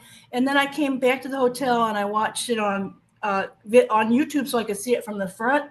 And that's when I could hear, that's when I could hear her also saying, oh my God. I didn't hear that in the court. Oh my God, she was saying? Yeah. Okay. Yeah. Okay, so how long do you think until they grab Wendy? Will she reverse immigrate herself, flee with the kids or without? I don't know. I mean, I kind of feel like maybe the state will arrest her within a couple of weeks because they still need to like get back down Let to the dust business. settle. And Georgia said, and I do have other cases. Yeah. She said, but this case is in my DNA. Like she's been working on it for 11 years or whatever. Yeah. Well, she was referring to other cases, right? Not just the Markel case. No, she said that that the Adelson case is in her DNA, is what she said. But the other cases, they're not related to this case that she was referring to. Correct. Okay, Yeah, correct. Yeah. I was a little scary though. Like the jury didn't really look at anything. I guess the case was so easy to decide because there were questions in this case. Was there enough proof to show the connection between the murder and Donna? And this wasn't like Charlie or any of the other cases. And they went through it in 2 seconds and they convicted her. Yeah, it was great because even that attorney, that doubtful older attorney kept saying that, well, is there any evidence of premeditation that she actually did anything about the murder prior to the murder? I think so because of all the circumstantial evidence and the, getting the condo rental for Wendy months before the first attempt on Dan's life and all the vile hatred that she had for him, the total disregard for him as a parent, and all her behavior even after Dan passed away, plus Rob's testimony and the snitches. They all built up to tell the jury that, look, this lady was totally in on it. It's not like how she's portraying it, or her attorneys are trying to brush off and dismiss everything. Patty, if you were arrested and charged with murder, would you choose Little Raffy or Donna Sue's attorney, the female? I wouldn't choose either one of them. They're horrible. No, you have to. You have to choose one. I have to choose one. I'm going to choose one of these attorneys who both stink, but I felt like they at least tried. They put on a defense. It was crappy, but how many witnesses did they put on like 7 or 8 witnesses? I mean, they tried. They didn't have anything to work with, but at least they tried. In Rashbaum, he puts on one witness who's there to clear Wendy, really. Nothing to do to help Charlie. And then they put Charlie on the stand, which, oh, what a mistake that was, right? Yeah, it's true. And then when I look at all the different pieces of evidence that Donna's attorneys were able to block and keep out, like maybe the Markel Act and keeping the kid, like the grandparent alienation. Like, I don't think they ever said Wendy wouldn't for 6 years. Yeah, like there are certain things that were blocked. So that's why I started worrying, is it enough? But 3 hour Georgia, that's her name. The bigger they call me 3-minute Vince, but I don't know where they got that from. Okay. Well, I'm usually done after a minute, so I don't know what the other 2 minutes are for. Okay. That's what they didn't know. The nice neighbors are going to check on you if they hear it. That's right. Like people are saying, isn't that great that James Geiger happened to be there and he went to go investigate as soon as he heard the gunshot. And then he noticed that Dan's car was still running inside the garage, and then he went back again. And that's just so great. He's still alive to come and testify too. That's what bothers me so much about the Karen Reed case, and why I told Judy this morning it's such a simple case. Karen Reed, it happened literally on the front lawn. There's no other way, no other place that the murder happened. Well, nobody wants to talk about Karen Reed. People are getting all pissed off. I didn't follow that case. The point is that they had it so easy in Karen Reed, and we had it so hard here to figure out who actually committed this crime. I mean, we're 11 years in. They had it in a very small space with 10 possible suspects that they knew right from the start. When the cops that I saw roll in today, and actually that gave me the chills, when Judy's boyfriend, what's his name, Sexy Sanford, rolled in with the rest of the cops today, I felt proud seeing them there to finish this case through. Did you girls see him roll? Yep. I saw him. I saw him. I was so excited. I was like, it's Pat Sanford in the flesh. He's very handsome. Judy was excited. Yes, I was excited. I was like getting giddy over there. Yeah, so I saw him, but he's actually he seems a little smaller in person than I envisioned him. Yeah, don't all guys. I knew you'd make a joke about that. But as soon as I saw him coming, I was like, oh, it's Pat Sanford. But he seems skinnier and not as big and bulky as I had envisioned him when I saw him. Wait, but where did you see him coming? Because I was sitting there inside the courtroom and he was coming down the aisle to my right. And then that's a lot of gum. Did he sit by you? He sat behind me. Oh. Yeah. What? Did you just make some crude remark and I missed it? Okay. You said he was coming down the aisle. I mean, I said that's a lot. Okay. I think people are going to leave, okay? Oh, yeah. Everyone's going to leave. Oh, get this, Patty. Some guy, Steve Cohen, goes up to Judy and says, you better stay away from that Vince the lawyer. He said comments about blacks, and I had no clue what he said. So he didn't really say it that way. He didn't really. Katie, her former prosecutor husband, and I both spot when the judge. Oh, yep. I know this was probably not. Yeah, really. Judge, it's not the verdict you were hoping. Is that the understatement of the year? Judge Everett is just so. He's just so, I don't know, refined and. Yeah, he did great. He was a great judge. A little bit elegant, but not in a snobby way. I like him. I just want to go up there and just chubby cheeks. We know why you want to do that. No. Yeah. Well, let me just sell my channel here, but I hope people notice that I was wearing a red suit in the Wheel of Fortune parody skit because I was pretending to be Georgia Cappleman. Yeah, and the funny thing is that, I couldn't get back into a courtroom to record myself because a lot of times now they lock the courtrooms at the courthouse where I practice. So I happen to have a bed where the headboard sort of looks like the wooden background of a courtroom. So I was kneeling on the bed wearing this red Georgia Cappleman suit when I was saying stuff like, the name you called your ex-husband, do you want to solve the puzzle? And then then I'm dressed up in Wendy's gray North Korean uniform and acting like she doesn't know how to spell gibbers and stuff. So that's on my channel under comedy. Don't you guys have children or grown children, you really love them? Could you imagine encouraging one of your kids to commit a risky crime? Donna encouraged Charlie to do this. She put him at risk. Do that. You have to understand you're dealing with a narcissist. Don't ever try and rationalize what they did. You have to study narcissism, and it will make all perfect sense to you.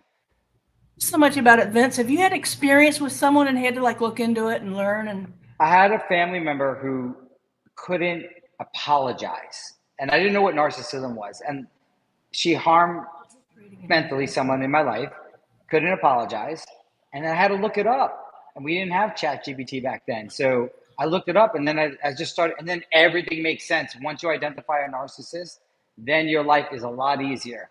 And those of you out there, I know you have these people in your lives, and you may have done the research. It makes your life a hell of a lot easier once you identify a narcissist. Charlie never did. Charlie was you're dealing with a mother who's a narcissist. You see the destruction what a mother can do, especially if she's a narcissist here. So I don't like to throw around that term, by the way. A lot of people say, oh, he's a narcissist. Yeah, I yes. want to see, because we all exhibit the qualities of narcissism. We all do. We classify people with narcissistic personality disorder when they're off a certain chart. Now, you guys see if you can just lighten up a little on your expectations of too much crude comedy or whatever. He has a lot of pearls of wisdom. He has a lot to share that's valuable. So, yeah, gonna...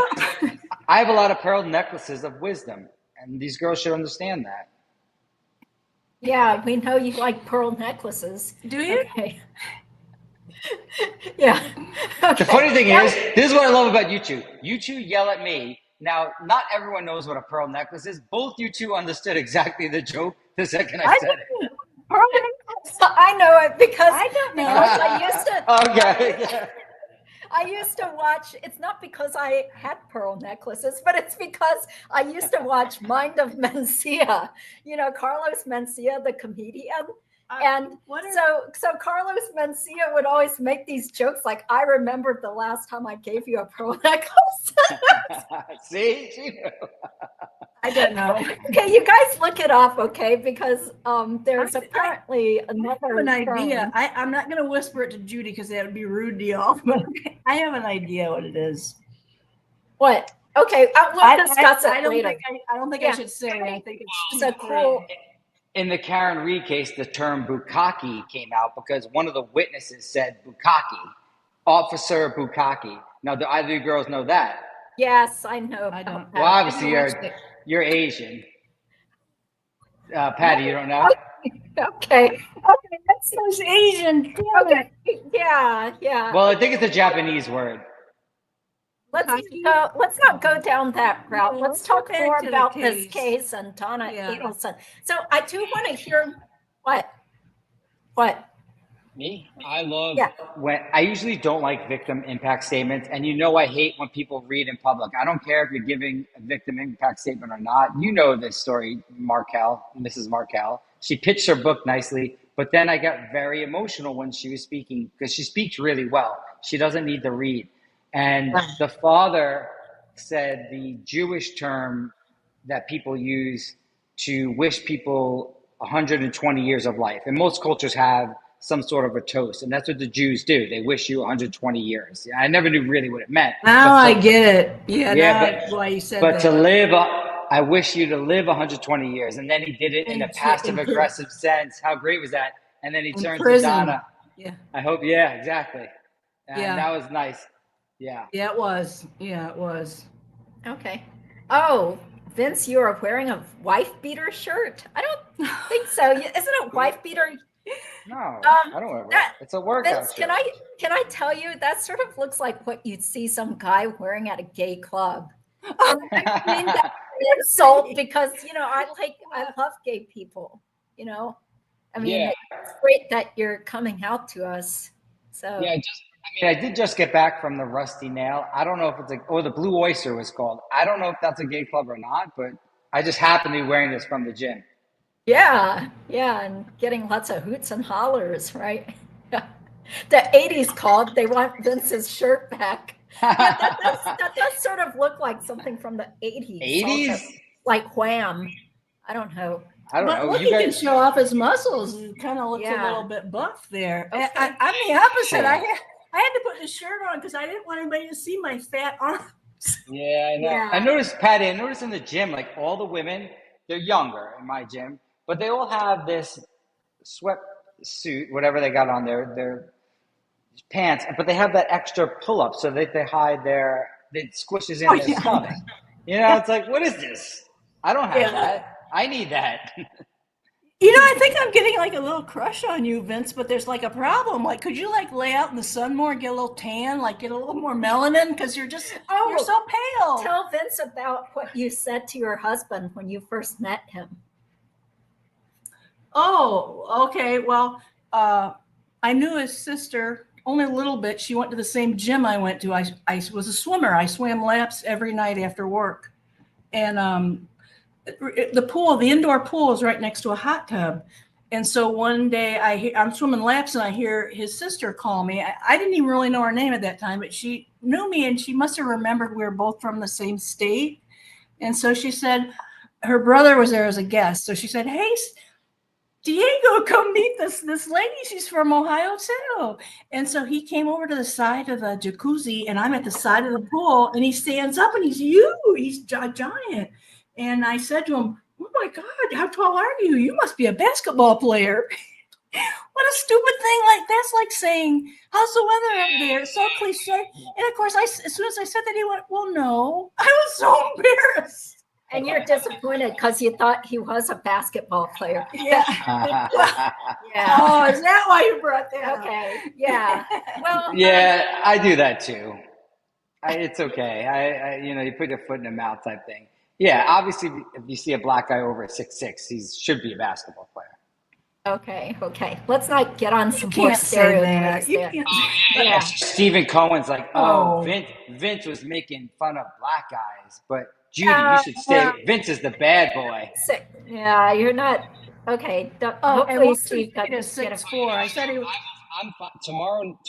I have an attorney filing a petition against this guy. I don't know if you guys know this guy, Carl, that I showed you before. He rolled in with that can of Coke. That is against court rules for so many reasons. It's dangerous.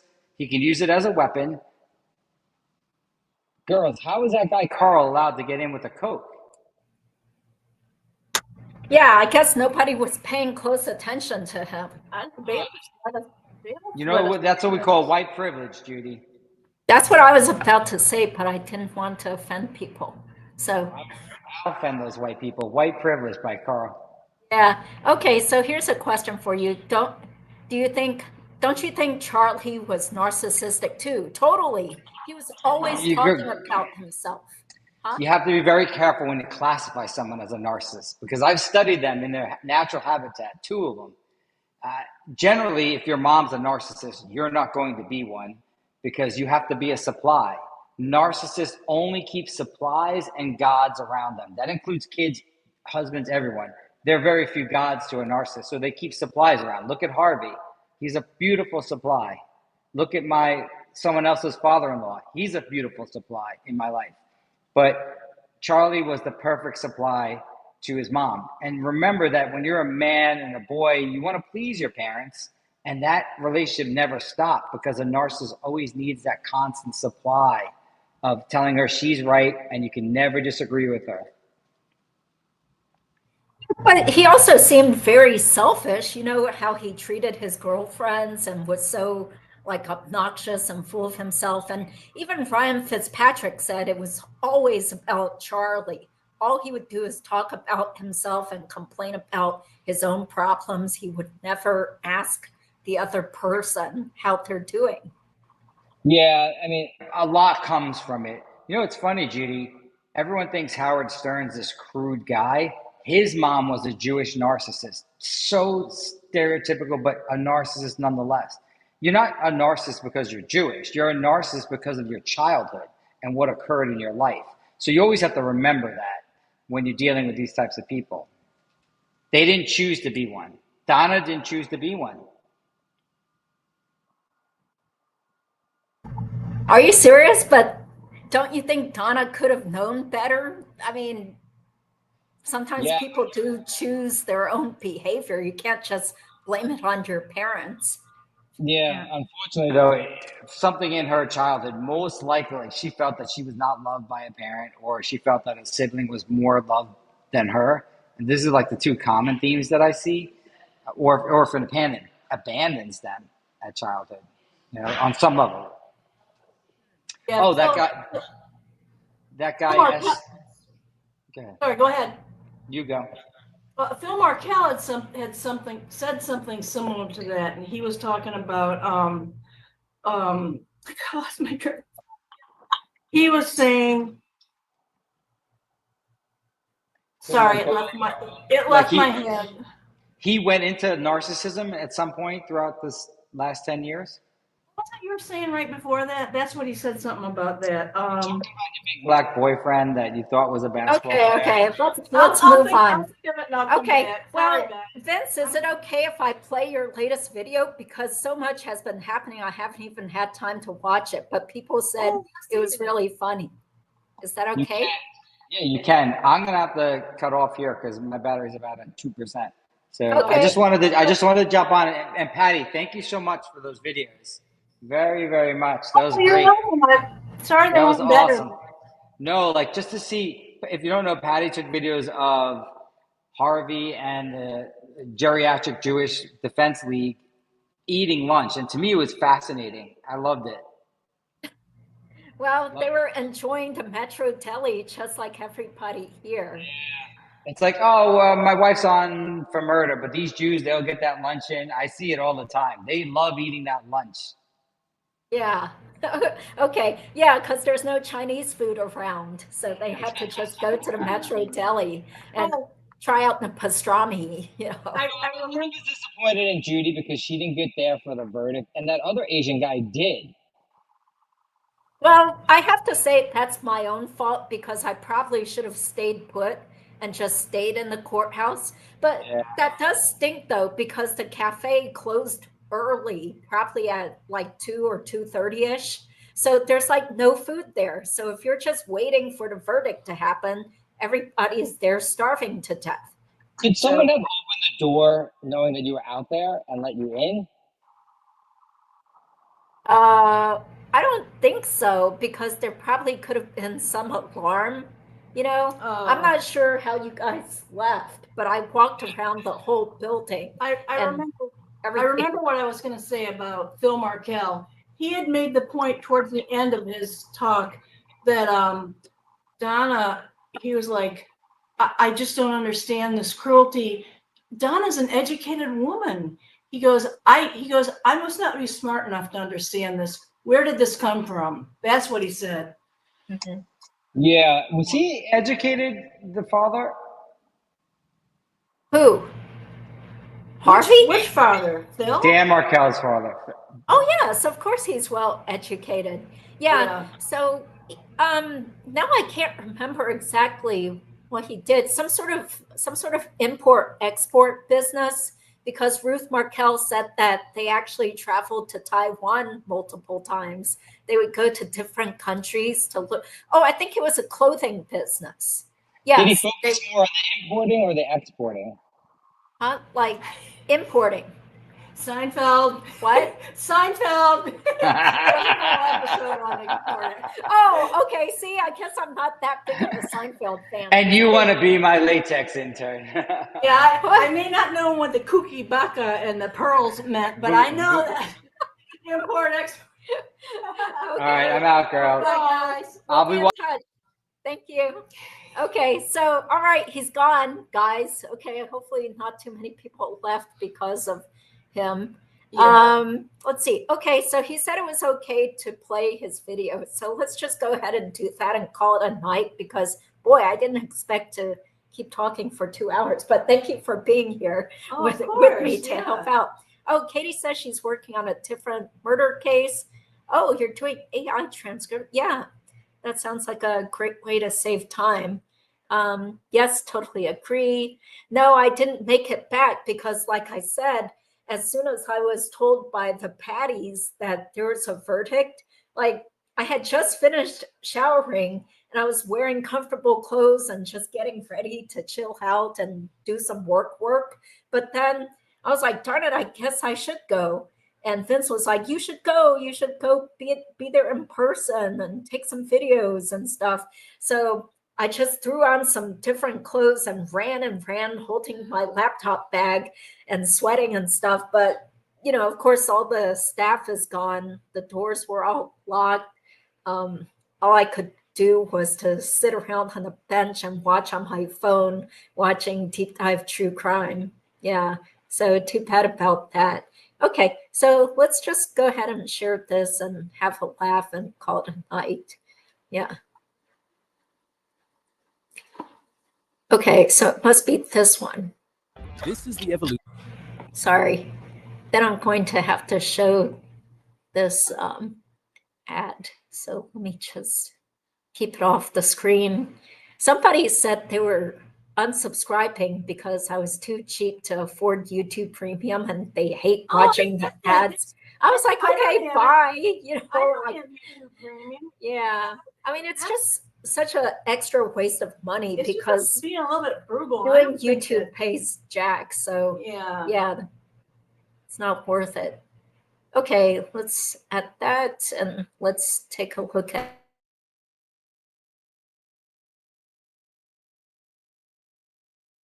Jewish grandmother suggest dressing her grandchildren up in Nazi uniforms? Not to my knowledge. My babies.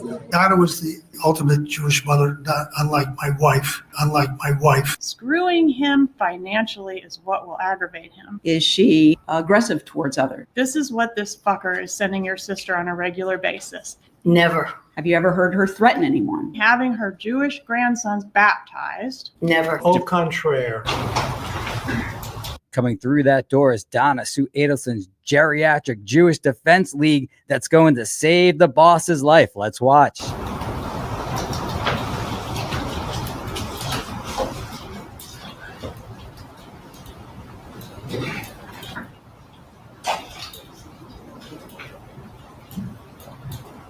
that's the person who shoot Patty Pie.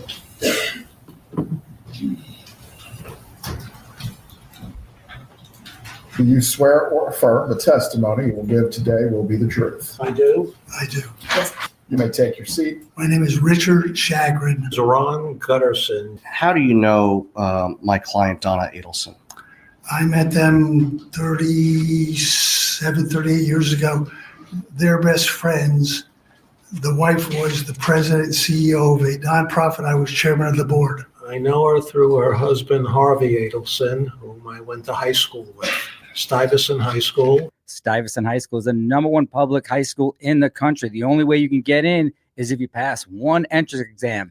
At that time, it was 75% Jewish, and now it's 75% Asian. At some point, did you grow apart? Au contraire. This is funny. I was in Florida for Christmas. We get to Florida, Miami. Everything is closed. We're hungry. What do you eat? Chinese food. Obviously, those of you who have never seen a Jewish person before may not know, but on Christmas and Christmas Eve, all they eat is Chinese food because it's the only place that's open. So we order Chinese food. I bite into the spare rib. I crack my front tooth. I call a friend of mine who's a dentist in New York. And right on cue, we see our favorite Asian attorney, Judy, the YouTube Asian lawyer. Also went to high school with us. And I said to him, who do we know in Florida? I need a dentist. Harvey, I knew from high school. I called him on Christmas. He saw me the next day and we reconnected. He and Donna and Annie and I would travel together and we really bonded. The chemistry was there. Can you describe their relationship, Donna and Harvey? Once again? Can you describe their relationship, Donna? A very It looks like Judy's sitting in Harvey's lap. loving couple. Were you aware that their son, Charlie, was arrested in this investigation? Yes. Donna and Harvey's state of mind, how they were feeling about things. To put it mildly, extremely upset, off the wall, like most caring parents would be. Your life partner is Annie Cunningham? Anne Elizabeth Cunningham. We met when my life partner. What is with this life partner bullshit? Those of us that are married know the only real benefit is you could say that your wife is your wife and you don't have to use some lame phrase like life partner. If that's your little floozy on the side, just say it. Moved to Florida, Chinese restaurant, and he bit into a spare rib and cracked his tooth. Oh. With respect to Mrs. Adelson and your observations of her over these, 15 years, have you found her to be a hateful person? This is what this fucker is sending your sister on a regular basis. Never. Is she aggressive towards others? In this email, she suggests that dressing her Jewish grandchildren up in Hitler Youth uniforms would be acceptable. Never. Have you ever heard her threaten anyone? Having her Jewish grandsons baptized. Never. Have you ever seen her harm anyone? Never. Have you ever heard her threaten to have somebody harmed? No. Obviously, we all know the boss is smart enough not to let this Yenta in on her plan to have her son-in-law murdered. Screwing him financially is what will aggravate him. At any time during that period, did she ever say she wanted to have Danny Markel killed? Never. At the time that you spoke to Mrs. Adelson, was it the day that Danny was murdered? When he was shot, yes. When she called you, did she appear to be upset? Very. Very smart by the boss, setting up her alibi. And we know that she did plenty of research on how to act fake and how to act sad when you're in public. She crying? Yes. Did she seem to be at a point in time where she had just learned what had occurred? Yes. But you understood that you may be needed to come down. My to Florida to services do may some be help. needed as a friend to assist. And you were happy to do that, right? That's what friends are for. That's what friends are for. When I first met my wife 36 years ago, we formed a gourmet club, and they were part of the gourmet club. And we met probably every 2 to 3 months. And then as the years progressed, we became friendlier and went on a number of vacations with them. Those of you that are not rich, wealthy Jews in South Florida may not understand what that is. Basically, they form a club and eat at each other's house with someone else doing all the work, all the cooking, and all the preparation. And you say gourmet club. Gourmet dinners at people's houses. Were you somewhat savvier than they when it comes to booking travel? Oh yeah, I've been to 75 countries around the world. Bragger. When you sat down to assist with the reservations, what did you discover? The ironic thing was that the round trip was a fraction more than one way. And I suggested, since you don't know when you're coming back until sometime in January, book a one-way. I said, I'd be willing to bet it's cheaper to fly from Vietnam to the United States than it is from the United States to Vietnam. This is critical testimony because he's saying that he was the one that told Donna Sue and Harvey to book a one-way flight to Vietnam. To your knowledge, had the Adelsons been to Vietnam in the past? Yes. This one hits. Yeah. I love this so much. Whoever wrote this, thank you. Like, Oh. truly.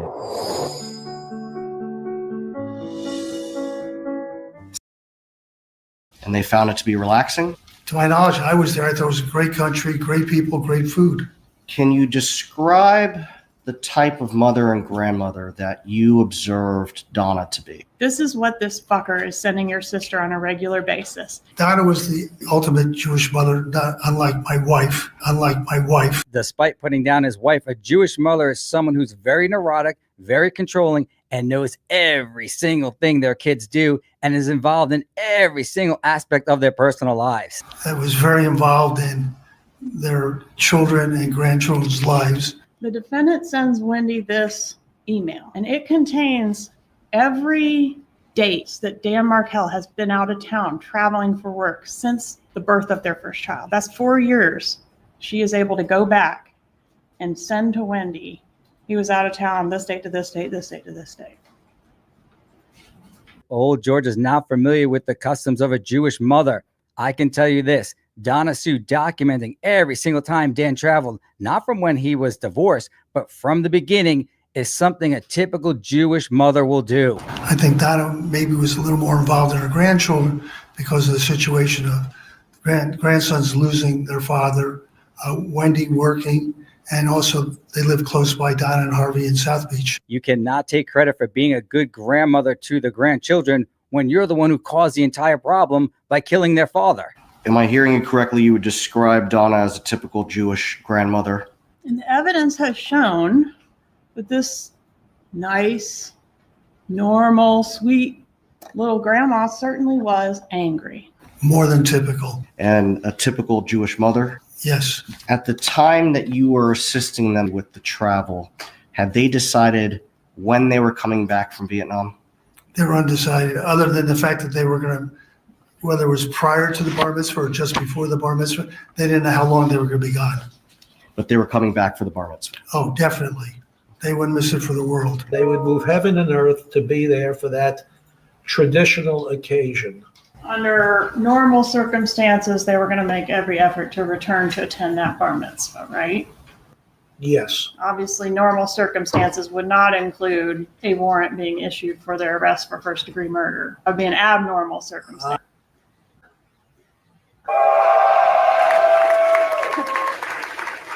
Old Georgia stunned this old Jew and then dropped the mic. I'm not aware of that. Might cause them to not come back. Might. You'd have to think twice. Sure. And in that deposition, weren't you asked, so did you make any of the decisions when to travel or how to travel, or were you just the conduit to the technology?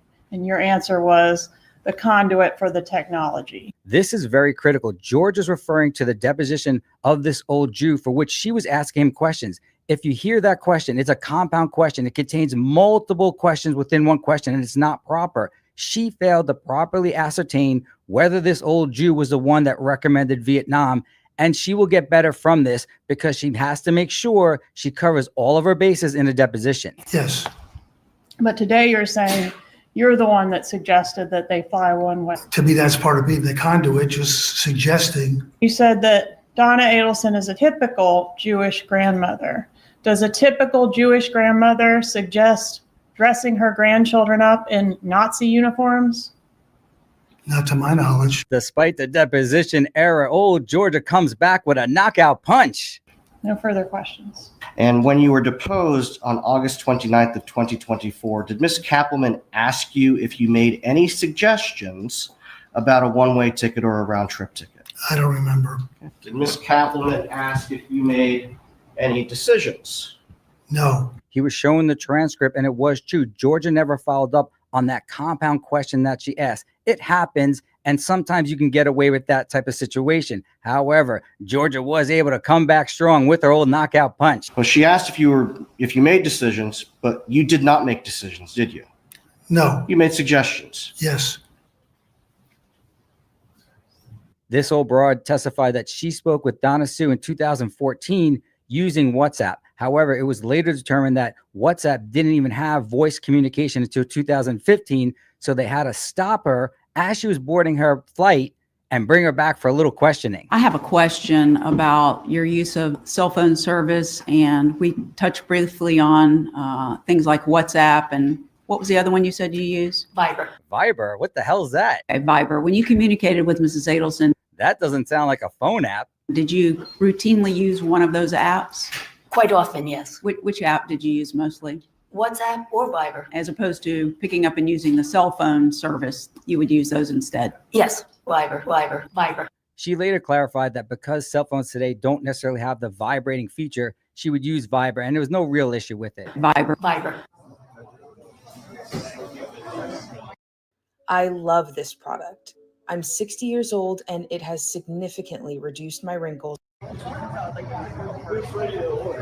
And look what we have here, exclusive footage of Harvey and the rest of the Geriatric Jewish Defense League eating lunch. Let's watch.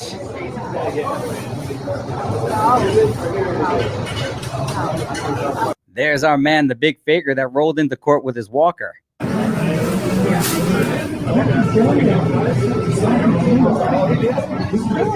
He doesn't seem to have any trouble shoveling in that matzo ball soup. I've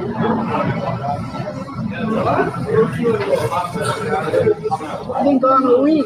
I miss my babies. Old Harvey looks refreshed and happy dining with the Jerry.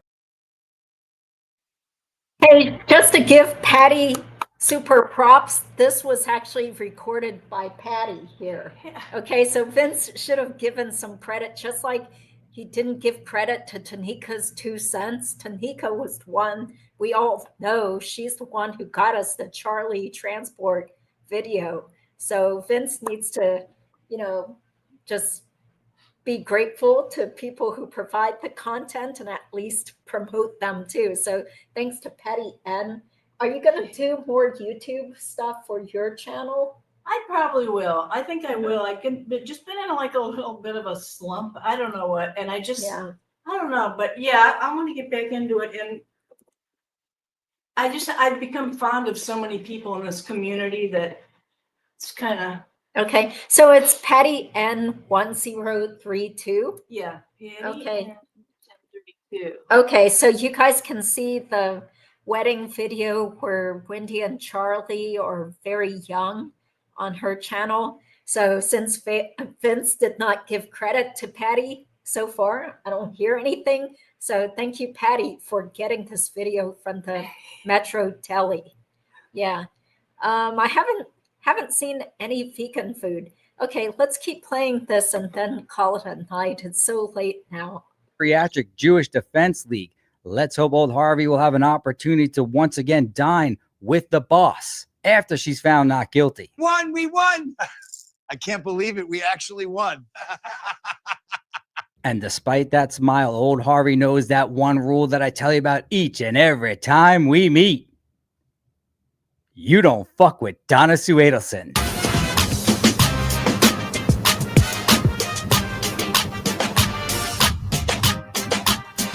To get up and dance. I'd love to, but my feet hurt.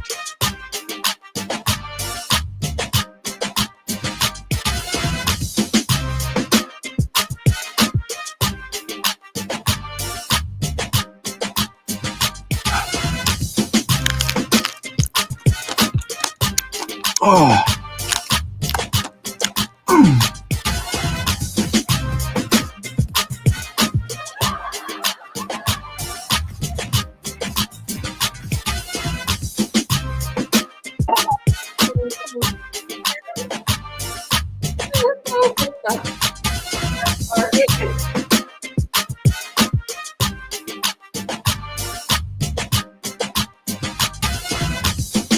I heard him say he was going to do it.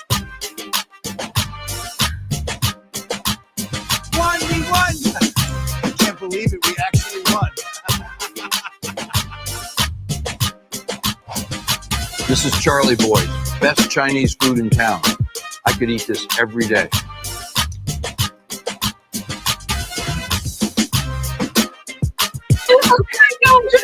That is hilarious. You said it was too expensive? Okay. All right, so let's just end it here. We've been on for over 2 hours. Gosh, I'm so tired. We're gonna have a nice brunch tomorrow and just chill out until it's time to, I guess, go to airport and pack up and stuff. So thank you guys. What a great day for Justice for Dan. I mean, once again, it's about Dan Markel, who is a wonderful, beloved. He was a beloved law professor. He was a great father. He just wanted to be with his kids and be a real parent to them. And, you know, it's about time that Donna Adelson finally has to, you know, Be accountable. yeah, be accountable to her horrible acts and all her years of manipulation and plotting and being a total narcissist and ultimately having something to do with this horrible murder for hire. So yeah, we're not going to Vietnam. No. Okay. And plus I'm not Vietnamese anyway. I don't really. No, I'm kidding. Although I did try to learn Vietnamese for some of those comedic skits where, you know, I pretended I was Donna wearing her arrest day outfit and she's learning Vietnamese phrases to get ready for her big trip to Vietnam. Well, So- I got to say one thing I did. It was really embarrassing. What? I went to get my nails done and I had learned a little bit of Chinese and I was so impressed with myself. I could say, shoo shoo, which is thank you. No, it's yes, yeah. She was doing my nails and she was done and I was like, shoo shoo. And she didn't even look up at me. And I said, shoo. And That's she didn't not look even up at correct. me. And then her teenager son, who was or could speak English, came over and told me, ma'am, she's Vietnamese. Yeah, like I felt so bad. I felt like, okay, it's all right. You were trying, so that's appreciated. Yeah, I'm Korean, right? Okay, no, actually, my parents are from Taiwan. I don't know if you're joking, but that's funny. Okay, yeah, no relation to Jared Ross, right? Ken Ross. Okay, well, Jared Ross, I haven't seen him on my channel for a while, but he shows up on STS here and there. Yeah. Yeah. Okay. Thank you guys so much. It's been a great day for Justice for Dan. Still Absolutely. thinking of the Markels, and you know, I gotta watch the press conference too, so that means staying up even later. So I'll be back on Saturday afternoon, 2:30 Eastern time, with the awesome comedian, true crime comedian extraordinaire Kathy from Gossip Rumor Innuendo. So she's going to be a special guest. It's going to be a joint live stream on her channel plus my channel, 2:30 on Saturday. And then Awesome. sometime next week, Mona will be back to oh, and that's funny. I just got a notification that Kathy has a new video out, Gossip Rumor and Innuendo. Okay, so a lot of stuff to keep watching. Oh my gosh, thank you so much, TC. TC is actually one of my best friends from college that I still keep in touch with. You know, after all these years, our days back being Asian American activists with the Alliance of Asian Pacific Americans, which I was co-president of. But thank you, TC. It's so great to see you. And you're one of my few real friends in real life who actually watches my YouTube channel. So really appreciate your support. Everybody here is totally awesome. Hope to meet you guys at Wendy's trial.